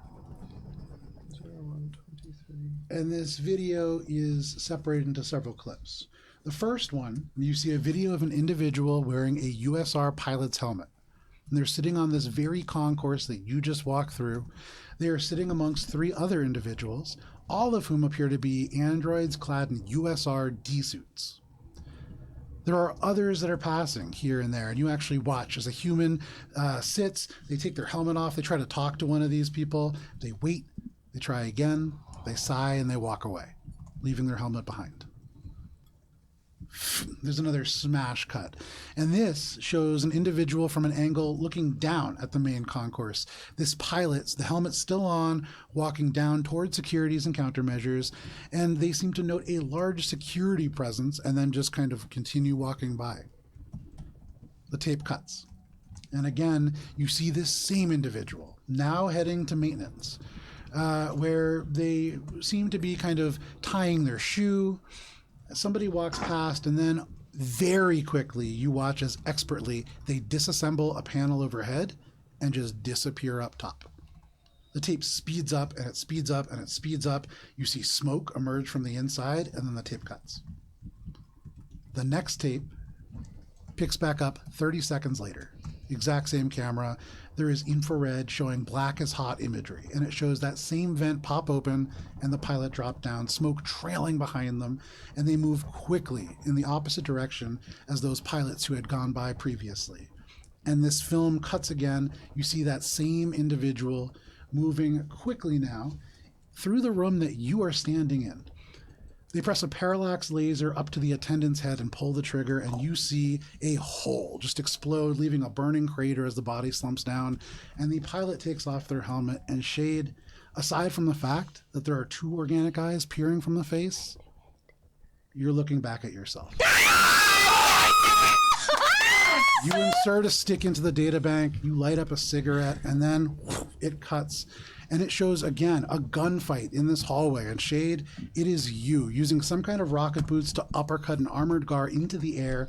You use them as a shield as you drop down the concourse, firing the pistol to take the legs out of others. This cuts again, and you are running. It is camera after camera showing this gun battle down the entirety of the concourse until it reaches the final file. And Shade, this is a shot that's taken from the exterior cockpit camera of a USR Lancer fighter. And Shade, you can see that you are looking out from the exit of this hangar bay, as if you are so close to escape. Your helmet is in your hand, but your weapon is down on the ground next to you. On the other side of the frame, almost like an old Western, you can see a man swathed in shadows that are cast by whatever pale light shines from behind. And behind him, you can see a woman. In the reflection of bright light, her skin gleams like bone in this space, and lowered across her body, you see a devastatingly powerful-looking sniper rifle that is aimed straight at you within this image. And there is audio to this file, though it's gritty. And you read, "I knew you in a life before, many years ago. I was a young man when a hotshot pilot from Denver took the Terran Knockout League by storm. So sad to see how faint a bright flame has become." Shade, you hear yourself say, "I do not know this past you speak of. I only know that you are a murderer." The first voice says, "No, it was us that will save everyone. The Earth is dead. People just haven't accepted it yet. Only years have passed since the Vesk War. People would not accept the spirit of war back into their hearts yet. But we are working on salvation. Of course, you could not see that." And Shade, you say, "What secret is worth so many lives?" And the voice says, "Miss Williams, if you wouldn't mind." And you see this figure moving into the frame fully now. This woman has black hair, almost as black as tar, and her skin is like the bone of a cuttlefish. You can see the emergency red lights are flashing overhead, and she looks almost like the devil herself, and she racks this rifle, and you hear this individual again say, "Let this final sunrise illuminate for you what is to come. Protectorate filth." And there's a gunshot from the sniper rifle that goes straight through your eye, leaving a splatter of brain and processed matter just across the deck. There is a voice that pops from out of frame. "You know, it's a real fucking shame. I won a lot of money on him back in the day. But now that that interruption's been dealt with, okay, baby, let's talk about some defensive countermeasures for that fleet." And the ship cuts. And because it is 8:15, that is where we're going to step away for a quick break. But thank you for sticking with us for this session of Mosaic Team 5. We will be back in 10 minutes. You have a timer on your screen. We'll see you in just a little bit.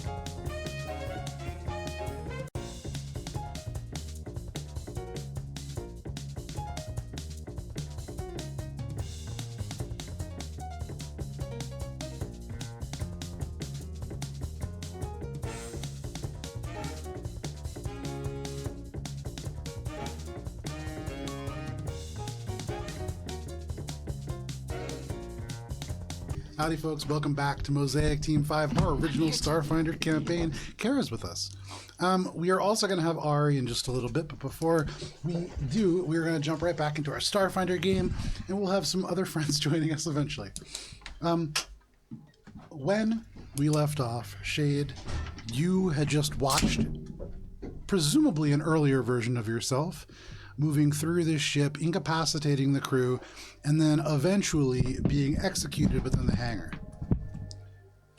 You are alone on this ship, at least as far as you know, save the drone that Gibbs has sent out, which is really just a helmet and several cameras taped to a gurney. There is also what looks like a drone just walking in a semicircle orbit. I feel like Shade is like basically frozen with that footage there and just like processing. Wait, did we all get to see the Yes. footage? Yeah, oh yeah. Yeah. Fuck. Jade, you okay? Jade, you okay? Hey, Shade. Gibbs. I'm returning to the ship. That's a good idea.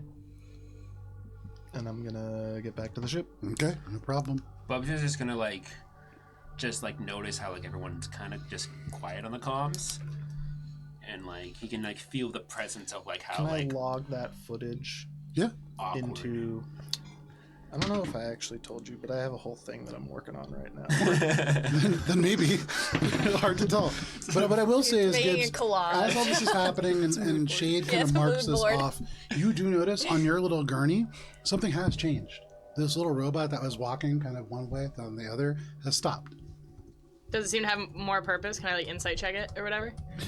Make a sense motive check, I Thanks. guess. What gurney? Say again. What gurney? Oh, the FAFO. The FAFO, Yeah, the FAFO, SS sorry. FAFO. 28. 28. You look, and there's not a lot of sound happening. It is in the vacuum of space, but you can see this drone looking directly at your camera, and you can see the light indicator for its mouth moving. So it's talking to you, presumably. At the moment, no idea, but it stopped moving. Can I read computer lips? No.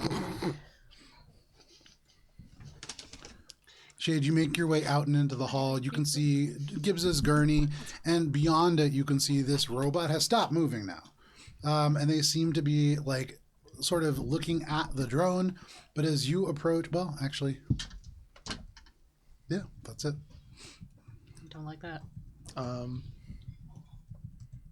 Shade is just kind of beelining it Okay. right now, still processing everything and trying to defrag the memories. You have here. multiple processors.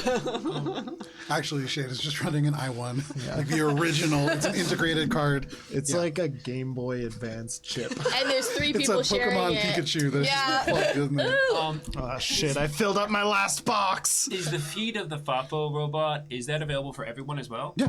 Okay. So it's So we've got FAFO and then Dark Memory. Yeah, like Echo said, picture in picture. Yeah. Bubs has the baseball game March Madness in the back. 1997. Jade, watch out. That robot's got different input now.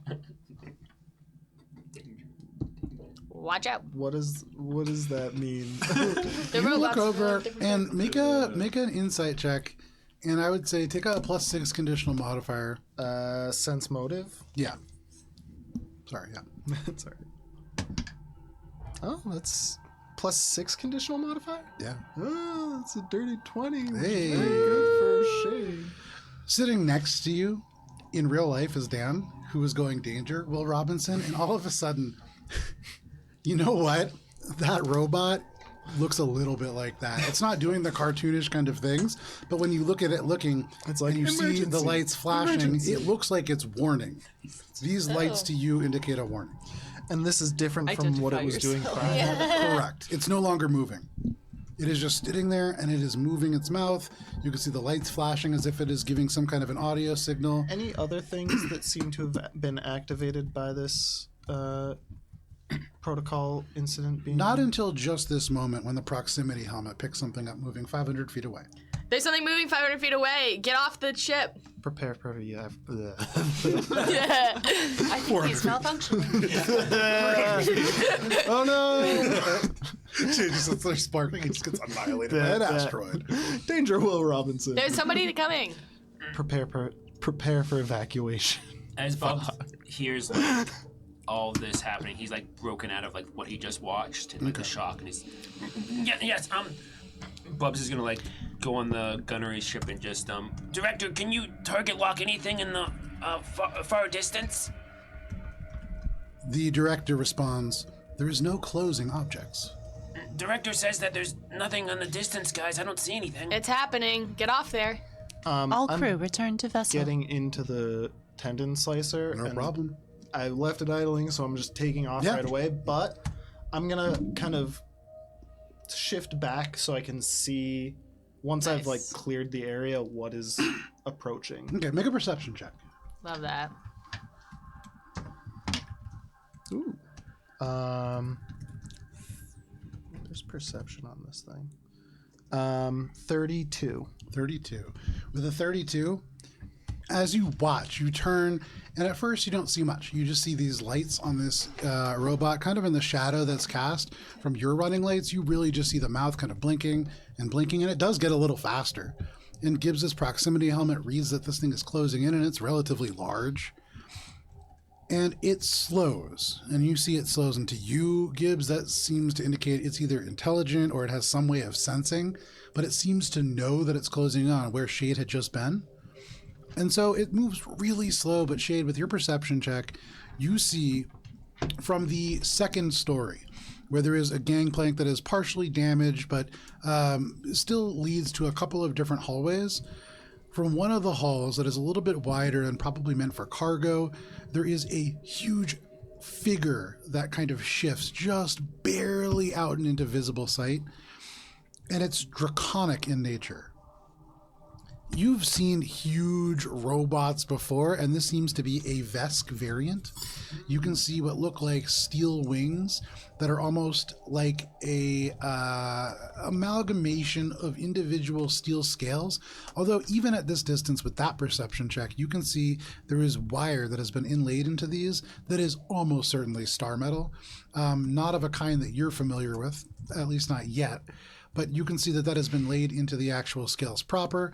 The wings themselves seem more designed as weapons than any kind of overt flight mechanism, although you would imagine, seeing that this creature is in space, probably capable of flight as well. Does this seem like it has some nanite technology that could have done the damage to the ship? And has Almost it certainly spotted us? not. It's way too small to have done the damage. You still have no idea what's caused that. So is its attention is focused on where I was, not where I am. Correct. Okay, cool. I'm gonna broadcast that as I get the fuck away and hope that it doesn't notice. Director, are engines ready for immediate takeoff? Yes, Echo. Thank you. Please stand by. Bubs is going to aim the guns towards where Shade says he once was. Okay. No problem. You do Director, try to pick up a target lock. that. Okay. Director sending over images of an unidentifiable creature. Seems Vesk in origin. You send the images. And for all of you, you can see these as they pop up. Vesk trash! I would say Spice. Make a cultures check. It is Vesk trash. I is. just... Tar- Olive just spit everywhere. I saw that. I wasn't going to say anything. Target may have locking Light. sensors. Take care. Say again? Target may have locking sensors. Take care. Oh god, so much math. 318 plus 13. 31. 31. With a 31, the Vesk words Harks Zamam stick out to you. Harks Zamam, and that would mean harsh reminder. And this is a drone that is used or was used in the Vesk War, actually currently outlawed in the Veskarium, because they have a tendency to become a little bit violent and out of control. But this is a creature that would typically be left alongside broken down or crashed Vesk ships to interfere with anybody who might attempt to salvage or steal from it later. Okay. A couple of things immediately come to mind about that. The first is that these are purposefully left behind, which means that if there were Vesk here, they left under their own power. Yep. It also means that very likely, although where this place currently is, there's no connection to the infosphere, and so this one might not have any connection to the Vesk currently, but at some point, if it gets to a place where it can connect, it would be able to broadcast your location and this location back to the Veskarium. We gotta destroy this motherfucker. And you see the kind of eyes that glow in the darkness just retract back into the ship. It hasn't seen us though. It didn't seem to. It looked for a while where Shade was, Okay. but didn't seem to perceive any change, and so just kind of lurked its way back. Spice will convey. It's not triggered by the gurney. Doesn't seem to be. This piece of I bet if debris. we put, I It's a piece bet of trash. I mean, if we put If we had- Tobin on the gurney, it would have Yeah. killed Tobin. So I guess put we him need out to of his just misery. put the garden on the gurney, because that's the next closest living We'll thing we've send got. something Face. else. Rice plants. Goodbye. If you love something, set it free. If you love something, beat it to nanobites. Feed Can it we to make our Veskadron.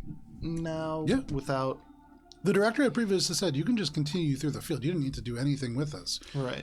That's entirely up to you. There is more elements of debris here. I'm getting back to Yeah. the ship. I'm gonna like go. Can I ask a question about the debris? One more question.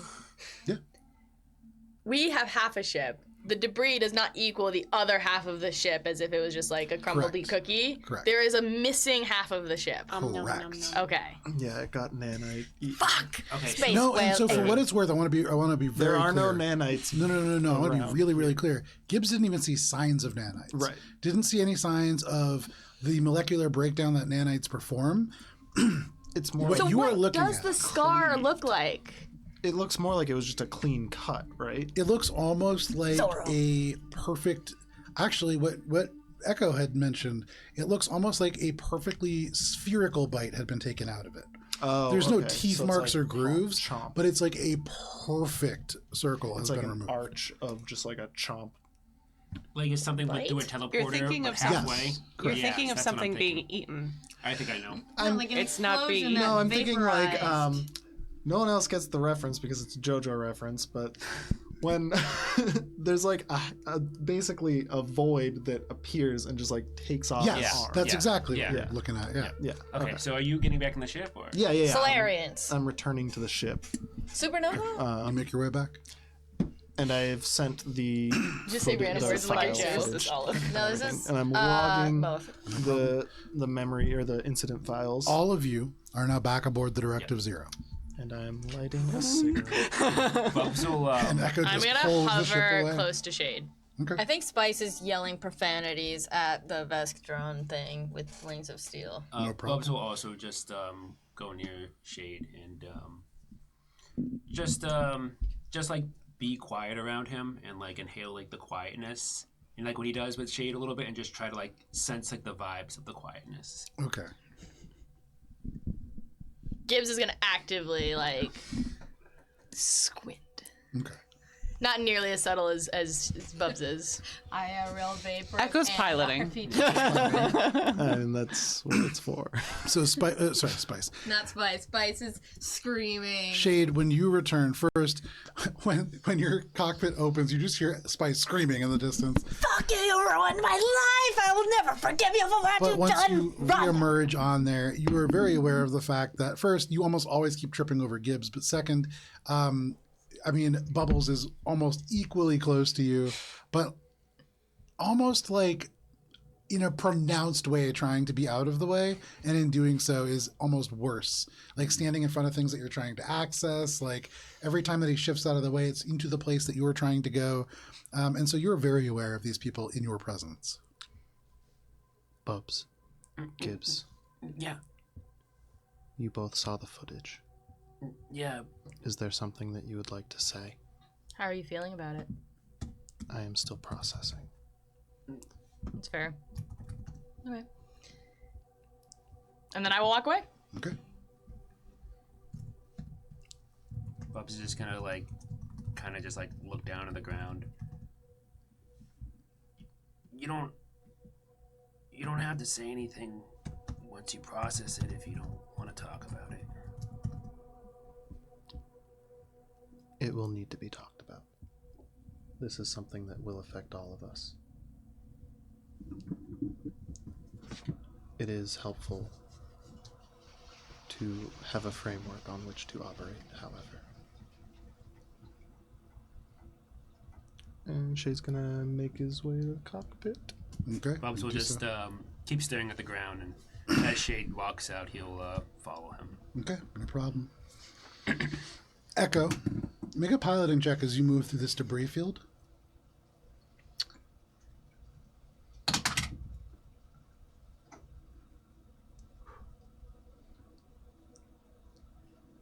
I don't know my score now. I know my score then.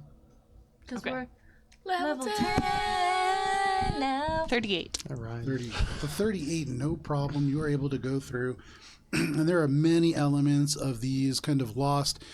As you get a little bit further past this, there are ruined interceptors and fighters that you can see, almost entire like squadrons of them.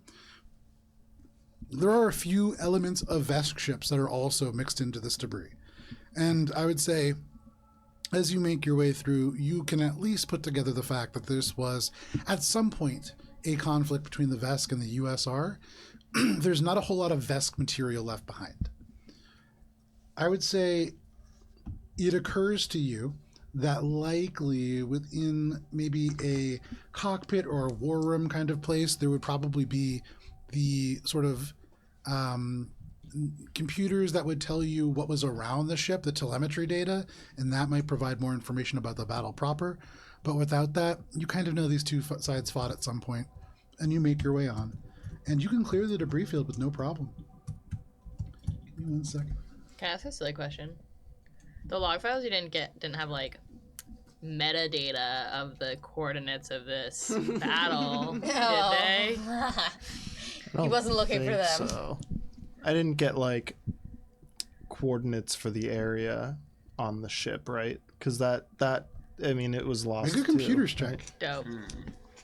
This wasn't something that It was on like the black box. right. This, I mean, Data. I would say It probably would maybe be your embedded in attention like was a little the taken on what was physical- happening yeah. immediately there. But now that you're back and Gibbs mentions this, that's a really interesting point.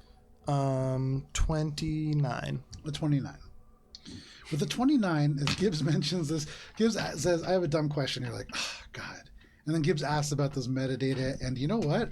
That's not a dumb question. You go back and you look, and there is a little bit of metadata attached to this. Give me just 1 second here. I want to make sure. Because I just know when I file my reports, like I gotta like pinpoint. No, us I the do the same thing. That's closest. why. Real Ari is poking through. Gibbs has what could be called a flash of genius about how computers work. Yeah. Gibbs is Someone like, in IT once told Gibbs to do this to cover her ass. Gibbs is like, I know nothing about how photography works, but I know there's metadata that tells you where you are. Thirds, baby. So you can see that there is a system. Give me just 1 second Dope. here. And you control F. Okay.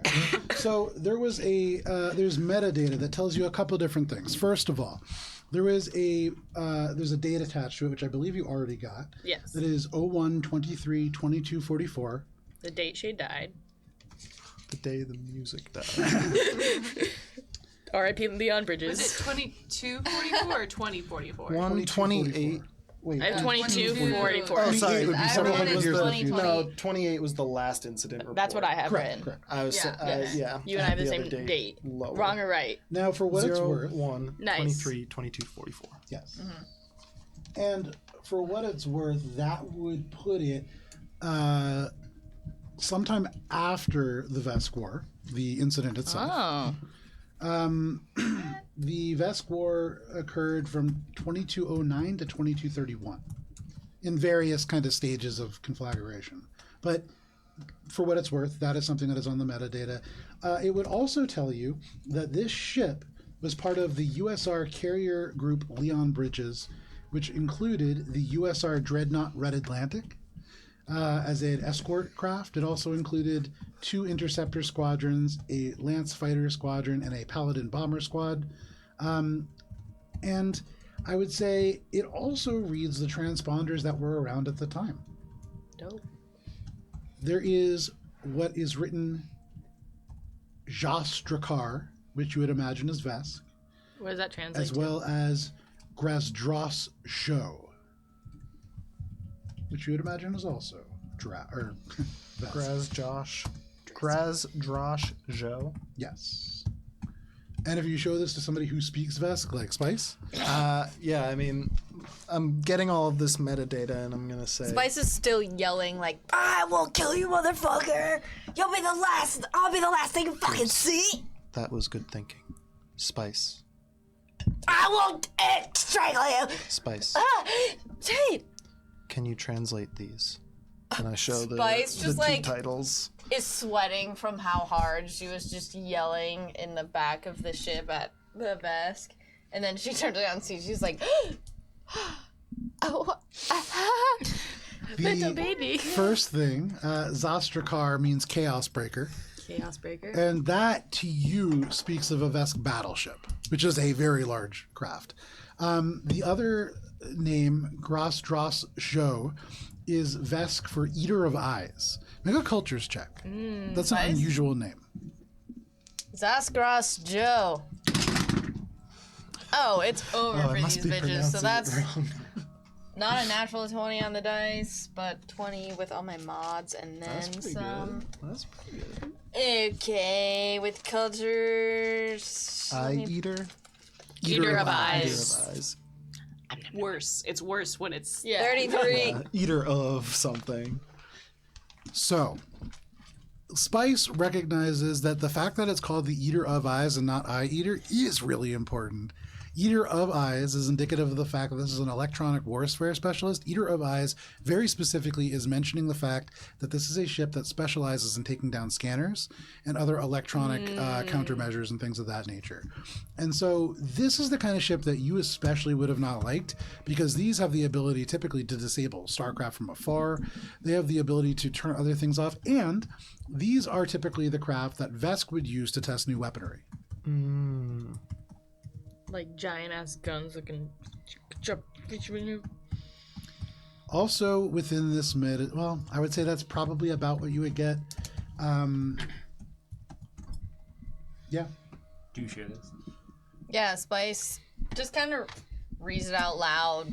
Like she's just translating, The like names without thinking. And then being like, yeah, this is the ship. She didn't even like register what she was reading. Do you think they were trying a new weapon? Well, if it wasn't nanites, then yeah.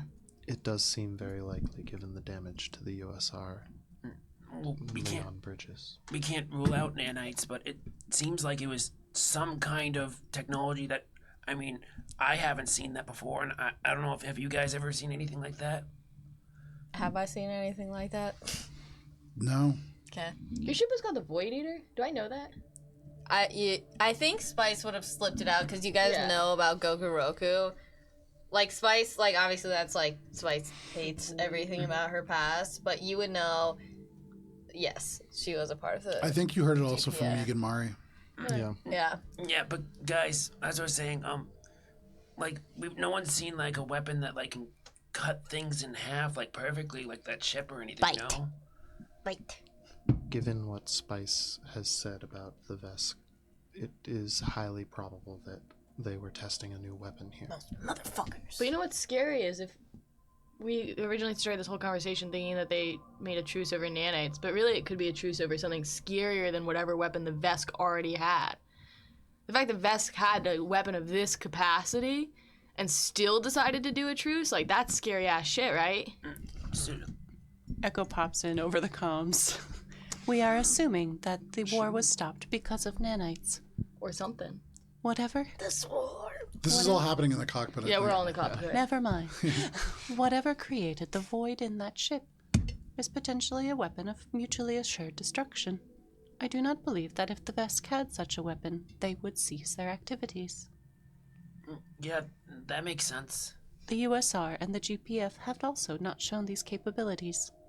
Perhaps we are missing a fourth actor. That was my assumption as well. It may be, in fact, that whatever did this is acting on its own. We have encountered similar life forms that were Dangerous. accumulating. But where are they accumulating from? We have not seen such activity since the Vesk War. It is potentially possible. Do we have any Sharen friends? Ooh, I have the cop that I Chick gave my copy. Wantaben. Yeah. Oh, yes! You're welcome. Yeah. I fucking remembered the name. Yes. Also, Andy, Hive Guard. It's actually Schwitzstick. Schwitzstick. Vishtik. Why do you ask that? What does that have to do with the weapon spice? Because down still. Sharen aren't all. They don't have like a hive mind. But Sharen come from a hive mind. Like their origins are from a hive mind. So I'm curious if this is like a hive mind thing. So I want to have contacts that have something to do with hive minds. You know, I feel like that's a little generalizing. It is No, I'm the racist one. Yeah, a little bit. a possibility that we can consider. However, there are a few others that seem more probable given Like what? the current understanding. The origin of whatever a potential fourth party may be is something that I cannot speculate on given the information. Hive currently, mind? Which is why I Swarm. have not ruled out a hive mind. Do you guys think that possibly the USR and the GPF, they know about this and maybe they're not gearing up? Duh! Maybe It they're is maybe they're not gearing up for a war against each other, but maybe they're gearing up for a war against this fourth actor. I think that's a given. But I think it's a good point, though. And maybe if we tell them that we know what they know, even if we don't really know, we will not Echo. reveal this Roll a information. d6. hits a speed bump in the drift. Yeah, right. Points of damage as you hit that drift bump. Oop! Hit a space seagull. All of a sudden, on the overhead computers, those question marks turn into 5 days worth of hours. Hey, we cut it down by 7 days. As Echo, you seem to have found a connection back to the drift. For all of you, little bleeps go off as your various advertisements come in across your communicators. You are now 400 connected- emails! You are now connected to the infosphere again. Oh my god, look at all my likes. Holy shit. I apologize, Gibbs. It appears the ship is still in manual mode. I must stay with the cockpit this entire time. That's okay. I'll keep you company. Two amazing pilots. So, what's our next move, guys? Oh, we're gonna go to Zin! Fuck yeah, Zin We're Crawler. finally gonna do I am this. ready to play some fucking lockout. Those are the coordinates currently in. So yes, that is the destination at the moment. We continue to Zen. Let's get it. Can we have a pose for when we show up on the fucking hangar bay and then we enter our cool ass fucking painted ships? So, like, you know, like, how it's a legal lockout? So it usually means, like, people are, like, scrapping together whatever shit that they can find. So, like, I bet we're gonna be the coolest team. We have our shit to fucking gather. Yeah. You see those beautiful hot pink ships out there? Yeah. Because I am confident. I'm just saying, like, good ships. Pose, maybe a little too much. Oh, We need to stay low profile as you say much that as every possible. fucking time. I'm trying to get likes on Instagram. Yes, Captain. You will not be getting likes. I am as Miss Zen. Valentine. Babe, I'll like you. Thank you as your Instagram account. That is, mine is the THE1. Don't forget. Infosphere. I'll never forget. Instagram, not a sponsor. Okay, but we do need to go there with some sort of plan to make friends and get allies to figure out how to get close to our bounty, right? How better than online? There was the area that I remembered, right? Which I think is the coordinates that I had put in on Zen, right? You had put in coordinates to the Zen crawl, or you had I mean, I you can't moved put a coordinate into like a district. Yeah, not But you know where we're parking. the spine. What about it? That's where I would head. Okay. But Once we Echo's driving. But well, yeah. Echo's parking the director, not on the Zen crawler. Yeah. Well, because Echo also had Okay. mentioned that they had a potential place that we They're could go. home. They do. So, you make your way through the drift. Now, this is a 5-day journey, thanks to Echo's wonderful piloting. Nice. And Echo, you've committed yourself to doing all 5 of those days, or face the social wrath of Gibbs. Oof. All 5 of them. That's what you Echo get said. minus. literally you it. get Echo said, "I permanent must stay here minus- the entire a time." Constitution check. As this Echo starts piloting, do we like break away? Are we still in the Yeah. cockpit? So we have what is just general downtime, and over 5 days, we'll see if anything happens. But in the meantime, assuming that nothing does, is there stuff that you want to do? I would like to seek out Shade. Okay. Yeah. So Hand raised first. yeah, no, I see. I don't need to go first because I'm gonna do something pretty fucking lame. So you guys can go first. I didn't think it was lame, but I did see that it was probably not super main plot No, connected. it is definitely And so that's not. why I was going to It's start the over here. pose. So, so Not me, bro. Shade and Bubbles, go ahead. I would probably because now we have enough UPBs. I would grind all the stuff that I picked up behind Spice, throwing it away, and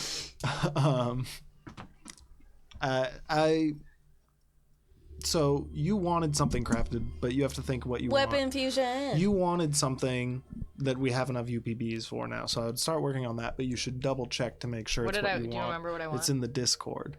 There are 2 things. Otherwise, I can make the thing that I want. Was it for myself. armor? Because I'm good now. Mine was the return. One of weapon them was. fusion. That's easy, and level yeah, one. that's easy. That literally takes me like an hour or Okay. 2 because Yeah, it's an that's what item I and want. I can like bisect the time or whatever. So yeah, I make that easy peasy. Okay.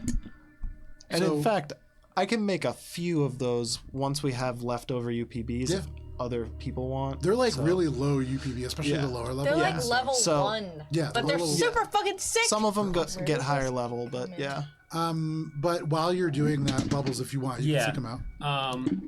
Bubs will probably enter as he's like grinding down the UPBs, and like as he's like approaching him, every like couple seconds you can hear the like kind of like the grinder, Okay. and it kind of like centers the atmosphere of just like this tension of just, and Bubs is just like kind of just standing in the space and just kind of just trying to feel the air around Shade. Captain. Yes, Bubbles. Hell of a thing that just was back there, you know. I hope we stay, you know, more in regular space and, you know, drift space like that. It was certainly an interesting anomaly. What are you doing? Can I help you? I'm working on upgrades and weapons for the crew. Yeah. As this is happening, Bubs will probably hand him UPBs or stuff, or stuff to grind down. Just as he's doing I'm just this. picturing. Not even tools. You're just reaching into a bucket, just I'm imagining I was just swiping picturing- sand at Shade. Shade's really focused in on this thing and sticking his hand out every now and again, and Bubs is just putting individual pieces of Legos. Honestly, yeah, probably. We can do that. Fair enough. UPBs are just Legos, not a sponsor. Yeah, I'm just glad that we're out of there.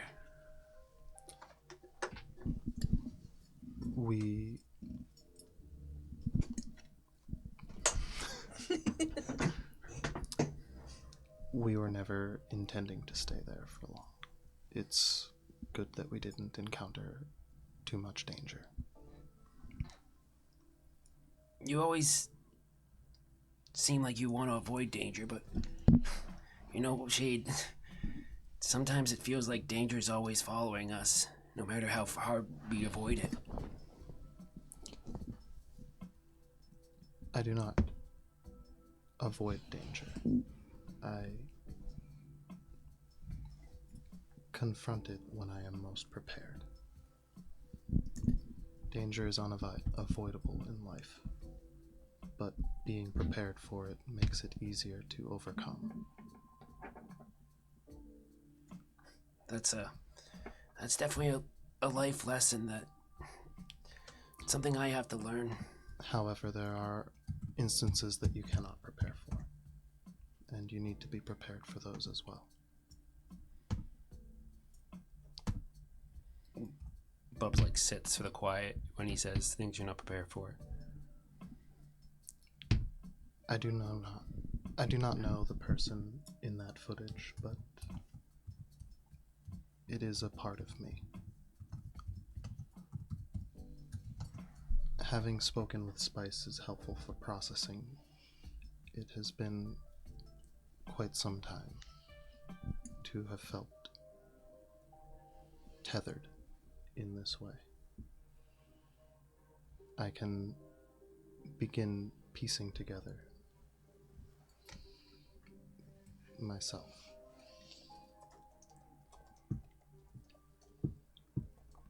I've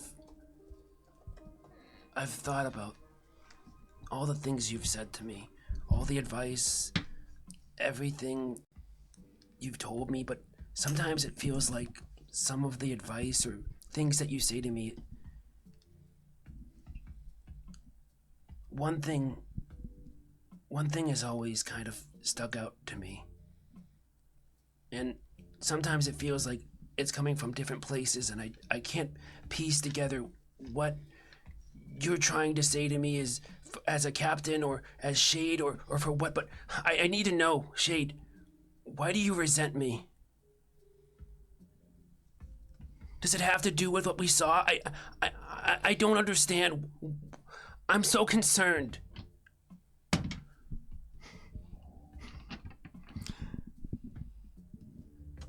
It was a nat 1, everybody. Just kidding.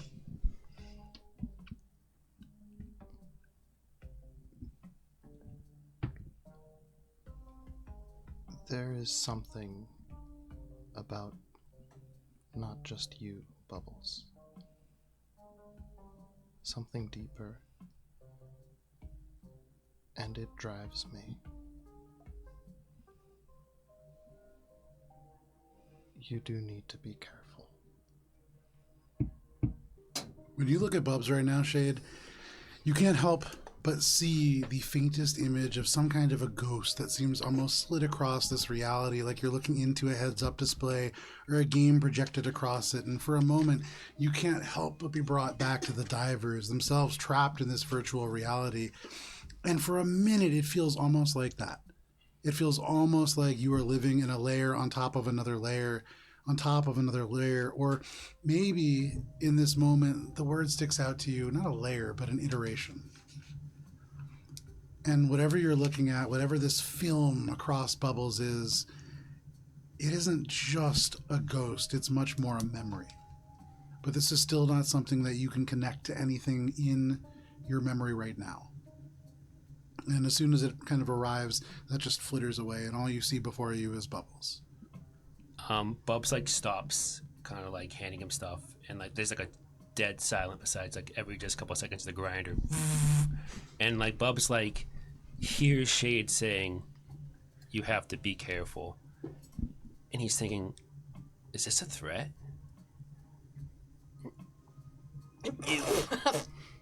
You. What do you mean? Be careful.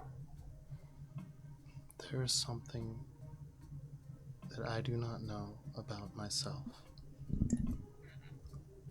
And as I said, it drives me. And it is dark.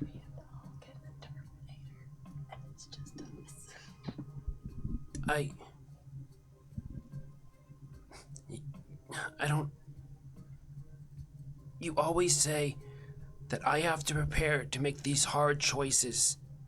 And when you picked me as first mate, I knew that I would have to make hard choices. And you always say when I have to deal with, Miles or Emma, that I might have to face them and confront them. Shade, if something happens, am I going to have to confront you? It is a possibility. But I don't want to make that choice. you're my captain, but you're also. I care about you, Shade.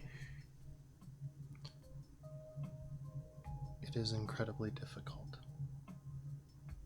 to continue existing without knowing yourself. I have felt not like a boiling pot. I had misremembered.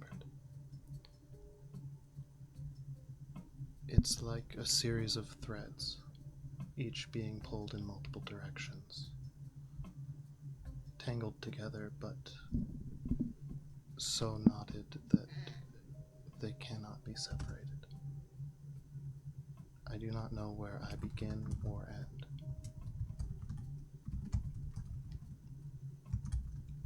But there is conflict. Bubs hears that word conflict. And in his mind, that's all he can hear. Yeah. Yeah.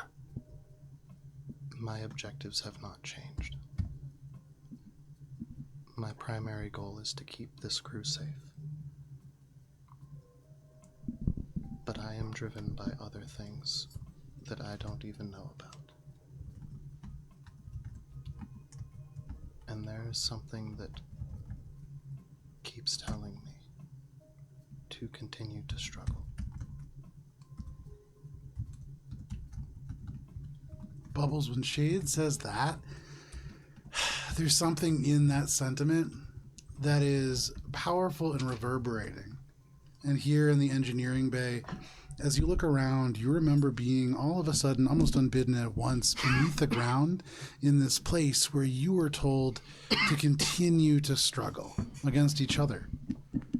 And you didn't really know why, but you always did. And there is something about what Shade is saying that is not dissimilar to your own past, for what it's worth.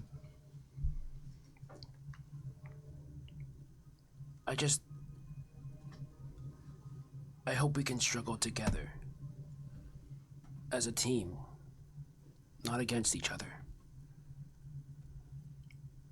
That is my dearest wish. But it feels as if the harder that I try, the further the threads are pulled. At that, Bubs is just gonna get up and he's gonna just walk away in silence. Okay. For the rest of you, about a day passes by. There's some somberness that comes out of the engineering bay. Probably unclear for most of you as to why. But is there anything that you are all doing? Well, since Echo doesn't actually need to pilot, Echo's gonna spend a lot Bathroom of break? bathroom break. Echo's gonna spend a lot of time doing research. Okay. Echo wants to find if there's any anything on the USR Leon bridges. Yeah, there is. Go ahead and make a cultures check. Take a +6 conditional modifier. Take a +8 conditional modifier as you have some time. A cultures check, you said? Yeah, Yeah, there were a couple things that I wanted to 31. search too. 31. You got Okay. distracted by bubbles. With a 31, Cortexes. as you are doing this research, when you search it, immediately the first page that comes up is loaded with conspiracy theories. Abducted by aliens. But this tells you immediately that this ship went missing. This ship went missing at some time in the early to mid 2240s, and that lines up with what you saw aboard this craft. I would say there are a lot of different conspiracy theories that talk about things that may have happened. None of the individuals who went aboard this ship on its last voyage returned. Nobody has been declared dead. They're all officially considered missing in action, which in and of itself is wild. Generally speaking, these kind of cases are closed pretty early on, and this one has not been. That stands out, and that's why there are so many conspiracy theories. The depth of them, though, make it kind of hard to find out too much. What I would say is You do find out that the bomber squad aboard them is Squad 777. They're relatively famous at one point, and so there are a number of people that have kind of kept up with the search for Squad 777. And as a result, people have kind of searched all across lots of the Milky Way, and nobody has ever found even a trace. There is a lot of speculation because this did carry light nuclear missiles. This is kind of one of the last deployments of this type, that there may have been some kind of a mishap, but nothing is confirmed. Sometimes with these conspiracy theories, there are looks at the individuals involved in like the missing vessel. And you have like the podcast deep dives of one random person. Of course, yeah. Has anyone posted a list of crew and or passengers? Yeah, of course. Are there photos? There are. Do any match? And as you go across them, Shades does not come up. Does anyone Echo knows come across at all? You go through and, you can literally look up each individual person. From accounting. Hey, if Steve from accounting is on that ship, Echo wants to know. Nobody that you know. Cool. Dang. Steve's cousin. Don't know Steve's cousin. Cool. Is that all 5 days? No, but that's that check. That's what you get. I would like to call Spice and Echo into the cockpit. Well, I guess I would. Already here. Yeah, I would probably come into the cockpit. Didn't get to do what I wanted to do. Well, what did you want to do? Do the thing you want to We do. got 5 You days. got 5 days. Yeah. Okay. I just want to ask like a couple questions. In those 5 days, you see Spice pull out all of the musical gear that she's collected over the adventures. Most specifically, the Zon Kuthan bone guitar. And you see her practicing for 5 days. I'll be really clear about this. This bone guitar is not bones like cow bones. It's bones like people bones. No, yeah. She has killed so many people. kind of no, that's a bass useless. guitar. Well, just paint it Different. pink. There's two. And you she can always didn't swap paint out the it. wire. The real concern to me is the fact that you're playing a corpse. You're playing people. Yeah, no, Spice, that glosses the fuck over her. Cool. Because she has her keytar from Mari and Meeg that she used in the Draft Punk or Yeah. whatever, Drift Punk. She has that going on a loop. She also has the bass So you're going. making a drum machine. No, yeah. She's like setting up a whole fucking studio Okay. in the corner of the armory, probably push the bed to the side, and then she's playing somebody else's internal bones, and I want to get better at my musician profession. Okay, sure. So you're So practicing. how many opposed to ranks the is external the bones question? At one point, I think. Can I get Bubs- one for each Did day? Bubs be No. a singular fan at one point? Go ahead and make a performance check. Does Starfinder have performance? I believe so, but I think it actually might not. I believe, or like, It might be culture. At one of those points, Bubs would have watched you. Diplomacy. oh, don't mind if I do. Either diplomacy or bluff, maybe. I'll do either one of those. Dealer's choice. Culture could maybe be it. All again, dealer's choice. I feel like culture is the research before the performance, Mysticism. like drama. No. Survival. Depends if you're doing. let me be good. Yeah, I mean, I'll do it. It's only when she's swinging As choir long hands. as you lift your voice up. Yeah, but to like if I have God. choir hands, I can't be playing the So fucking diplomacy. guitar. Okay. Which one though? Because we've got a list. Where's that list of Alright, gods? let's get it. Diplomacy. Motherfuck. I can't even do this math. Find the math. Find it. Starfind the math. That's a dirty 30, I think. Dirty 30, I'm okay. like 90% sure it's a dirty 30. You don't gain any skills, but you begin the process of really establishing not just a kind of passive interest in music. You begin to really look up like, okay, if I wanted to like actually play music, I need to know how to read music. And you do like some really basic stuff that like you can play music, but you're self-taught. And so there's some basics that you really need to kind of get down first. And you start to really master that. And it's frustrating for you, Spice, because it's kind of like going backwards to go forwards, and that's not your style. Impatient. But you make a little progress. Okay, and then I'll do whatever Shade wants. Spice learns chord progression. Yeah. Episode 2. For the whole 5 days, you're just hearing like the chromatic scales again and again and again. Again and again. Building that finger strength. On somebody else's body. Echo debates on like vacating the air from the cockpit while it's just them in there so they don't hear. Well, Squeak's in there too, probably. So good, babe. So, Shade, you wanted to do something? You had a question? Yeah, I just wanted to. So I walk into the cockpit and Echo's already there. So I'm gonna calm to Spice. Spice, could you please join us in the What do cockpit? you want? I have questions. Okay. You hear like a really rusty scale, and she like the amp like she does that like screech when she puts down the guitar, so the amp screeches in purposefully, and she comes to the cockpit. There's still like a little feedback is ringing from down the hall, and it's like a very It's like low, right at the perfect frequency to just be like, and you can just hear next She to lets you, it ring. Squeak is just kind of whining a little bit in the corner. oh, buddy. What? When was the last time either of you had contact with Lydell? As if I remember.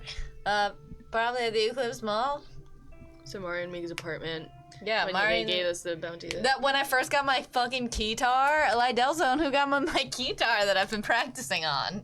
You saw the footage. It is highly likely that Lydell has a wealth of information that would help us. So I should go visit my boy? Is that what you're asking? He is not your boy. He's not your boy, correction.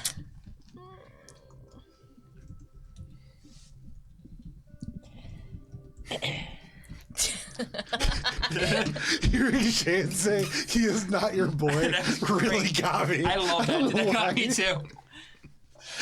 He is not your boy. Sorry. So sorry. I do not understand your desire to trust Lydell. I'm just saying. Everybody around me decides who's good and bad, and I think at the end of the day, we're the bad guys. Everybody. So I think Lydell is not as bad as we Spice. are. What? I do not deal in good or bad. I deal in results for our crew. Lydell has information that is valuable to us. killed However, we have I'm just crossed saying. him. He was there when you died first. Right, but If we're talking about results, Why would we go and see Lydell if he were responsible for we don't Shade's have death? to. And if he were responsible for my large amount of debt? And if we failed a bounty for him, quite spectacularly, might I add. And you currently have some of his property. It is likely What that do I have of Lydell his has property? no love for you. I don't care. He's someone to use. The way he uses me. It's a transactional relationship, don't you see? It is a dangerous one. for So all be of us. it. We live in a dangerous world. You say that every single time we start a new bounty. And all of you, I mean, to various degrees, have individuals that you could contact who are a little bit dangerous. Yeah, what? William the Pleaser over here no worse than fucking Lydell? Which is why we are not interacting with William the Pleaser. Alright. However, Lydell has information that would be helpful. For So what are us. you asking me, Shade? We need to consider taking more drastic approaches when dealing with Lydell. Like what? What are you suggesting? Get to the point. I am suggesting that we pursue him in a more confrontational manner the next time that we find him. Shade You is can. suggesting abduction and torture. Interrogation techniques that are quite heavy-handed. You and you can. I won't interrupt you guys. You would be helpful. What do you want me to do? Echo and I are persuasive in certain ways. Are you? Because I'm pretty sure you have a -1 to diplomacy checks. In other ways. Okay. Which is why it would be helpful to have your more charismatic approach. Okay, I'm listening. If we encounter Lydell, Yeah? He is not a friend to be trusted. He is an asset to be captured and Okay, questioned. so when we do that, I'm pretty sure you're asking me to pretend he's a friend, though. Is that's not where you're going? Have you heard the term good cop, bad cop? You will be good cop. No. Nope. Gibbs, do you have something to say? I'm not there. Okay. I'm just sighing down the hall. Was a well-timed sigh you hear. I refuse because I want to keep Lydell as a connection for later because I'm pretty sure he's going to come in handy. How? I don't know because I don't know what is happening right now, so I want to keep him around. For information. Yeah, I don't want to be in the same room. If I'm supposed to be good cop, I want to be good cop away from the fucking bad cop. I only want to be good cop. There's gonna be no bad cop.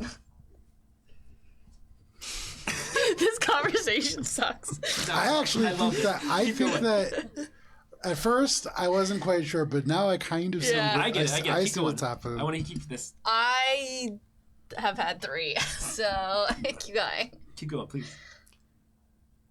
Obviously, I'm firm in my stance, so and I don't understand what you're asking of me. Are you good cop, bad cop? My answer is no. Because I don't see the benefit of doing that. I'm not saying that we go after Lydell. We have more important missions right now. Right, so However- what? If Lydell contacts you, act normal He never does. until he does. He's contacted you before. I failed him literally every single time. Why would he reach out to me again? Spice. Oh, Your hey. communicator goes off. Is it my boy? This is an advertisement for some kind of like. Ah, call center damn! deal. It's a what? It's an advertisement. For what? It's my boy. Texting me right now. You can see Spice just like kind of tilts the communicator. It's like an Yeah, like- advertisement for like French fries half off. That's bullshit, because Spice never looks at a communicator. Oh, true. That's actually All true. right. That's a good point, Fair. All right, fair. Checkmate. Yep, you got it. It's the Magic the Gathering stat. There's like Yeah. 60 voicemails from Lydell. I never even thought about that. That would Wait be a so funny. second. That would be actually so You're good. like, Shane's like, he contacts you. You're like, no, he doesn't. And it's like, yeah. Every now and then, you guys come up with ideas that are way better than mine. That's so good. Yeah. no, I'm kidding. I totally love this. I just. I like the idea that you like open it up. It's like every single person that you've been looking for, like Dr. Maldross. Like everybody's just Yeah, we been tried to like get the "Hey, communicator. We're actually gonna have a meeting about this. We have some stuff to Yeah, tell you. can you chat? I heard You're probably yeah. really confused. I We heard can fill you're you the in. diplomatic officer of Mosaic the- Team 5. We've got some things to We chat just have about. the wrong number. Shit. No one ever answers. You and Emma are phone neighbors. Yeah, right? Oh, shit. Okay. Fuck. Where were we? I don't know. I got You tell distracted. me. Good cop, bad cop. You're saying no. I don't want to be the good You don't cop get in the it. bad cop. sense. Yeah, I And just Shane I is don't saying see the benefit of doing that. All I'm saying, Lydell is not your ally. He's not your ally. Let's Lydell make that is not your perfectly ally. clear. Lydell is not any of our allies. Echo and myself are your allies, whether you like it or not. You're not wrong, but you're also wrong about who my allies are. You don't get to decide who my allies are. This is like, you don't get to decide who I am, Shade. You're not my dad. I'm You're not my dad! deciding who your allies are. No, I'm you're warning not. you of I the danger won't of do that. pretending as if you're allied with someone who does not serve your interests. I don't think you understand my relationship with Lydell. We're playing 5D chess here.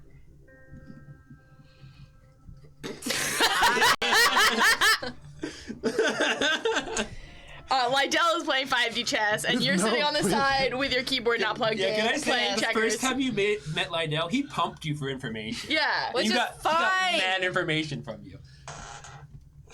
Fine with me. Yeah, okay. I'm with Shade on this one. With no insight check, Spice believes this to be true. Yes. Oh my god. Also, Olive does also.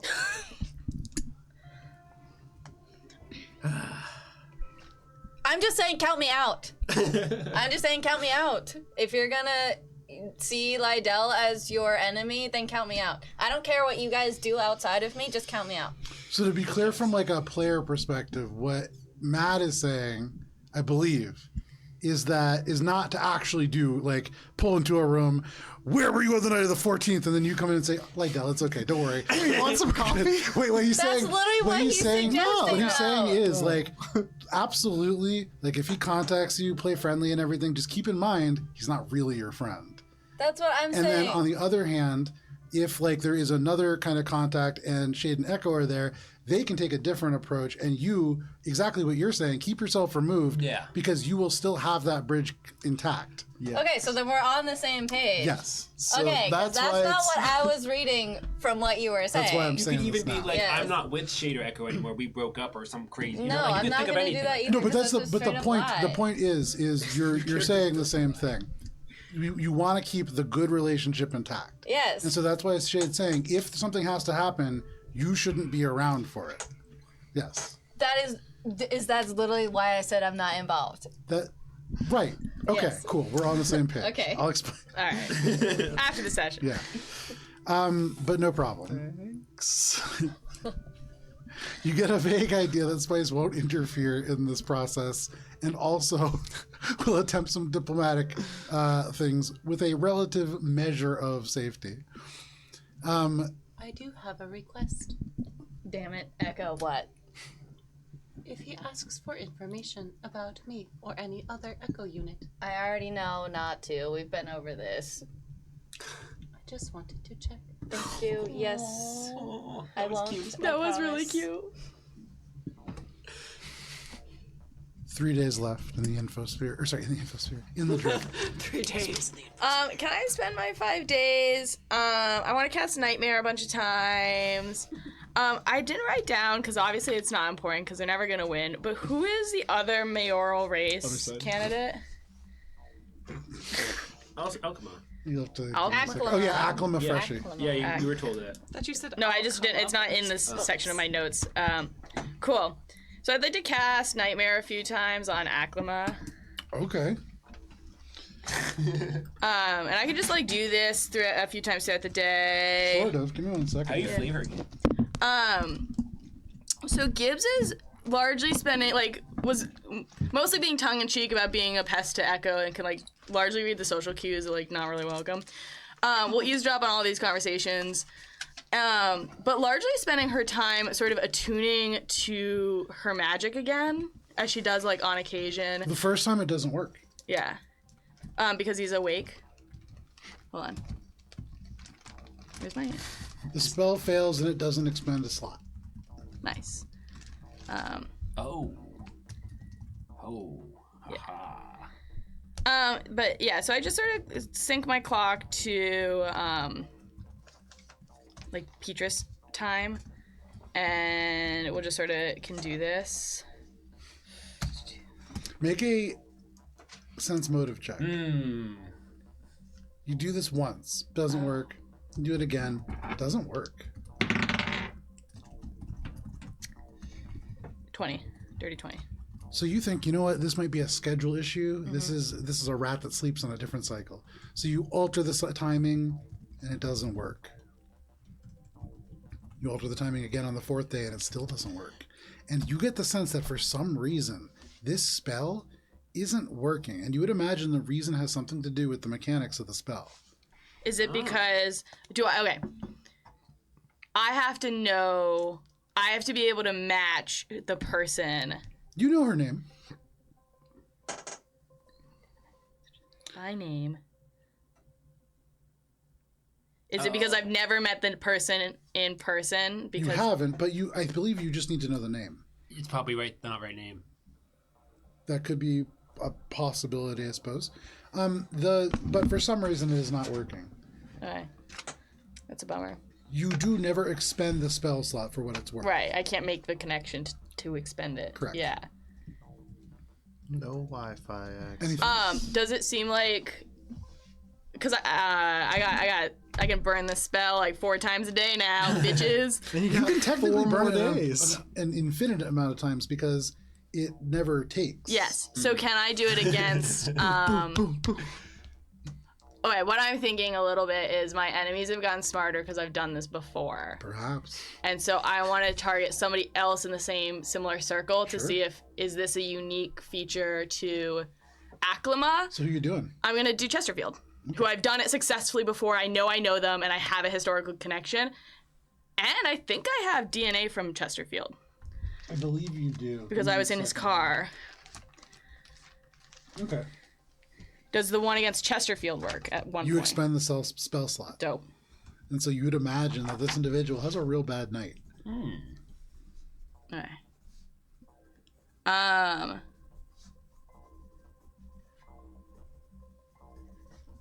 Can I Google Acclima Freshie Sure. and like find old like yearbook Facebook photos or like can I Make a get cultures any check. historical knowledge about Acclima and if they've changed over time? Cultures is 13 plus 16 is 22. 29? 13 plus 16? 16 Yeah. is 29. 29. It's a 29. No. And that strikes you as pretty odd. You cannot find a single reference to Acclima Freshie prior to her time with Rentropy. And they're not a historical person who I knew growing up. Correct. They were Okay. not somebody who grew up in your neck of the woods. And Acclima's kind of a weird name, and they're a Yosoki, right? Yeah. That's a weird name for a Yosoki. Yes, it is. God damn it! Fucking lying about their identity. I'll send a text off to Tobin, and I'll be like, I don't think and I'll explain it. We'll do a FaceTime, and I'll explain like how my magic works. And I'll be Okay. like. I have to sometimes like when I want to know someone's coordinates or I want to like check in on how you're feeling, like I have to be able to know the person. But like Acclima, first of all, weird name, right? I mean, yeah. Yeah, like multiple syllables. I mean, some people are just kind of strange, I guess. Yeah, but who would name their kid that if they besides also if they were named here and they lived here and they were able to run in the selection, they would have a name like ours. Yeah, I guess that's true. Yeah. So what should I do? Donut. I don't know. I'm just if they like if you're able to steal their wallet and they find a name that's not Acclima Freshie and attach it to this Yosoki. I mean, do you want me to ask Socrates if he could figure something out? Because he's put together all kinds of plans. Yeah, I'll send him an email with like Isn't he in Perdido? no.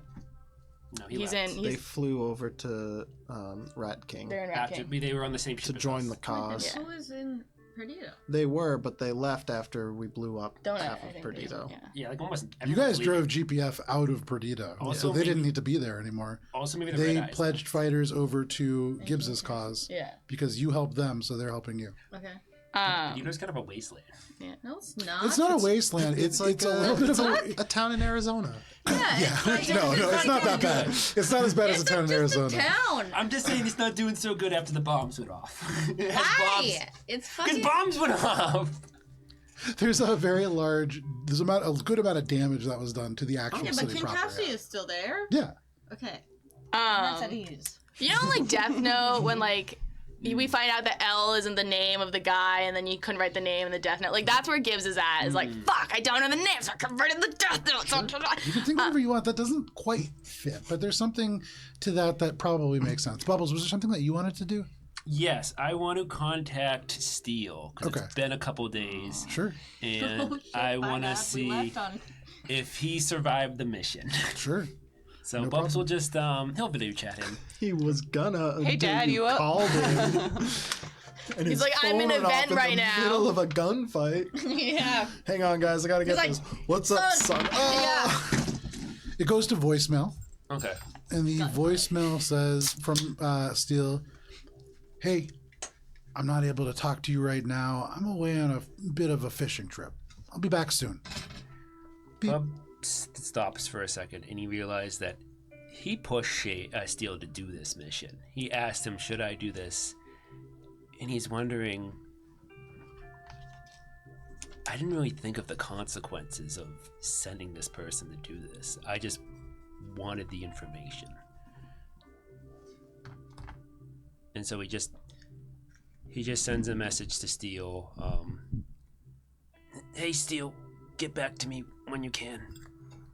Love you. Okay.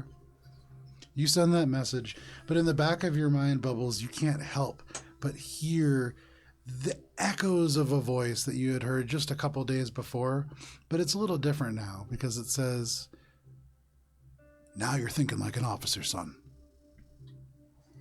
But because it's 9:30, this is where we end for the evening. Thank you for joining us for this session of Starfinder.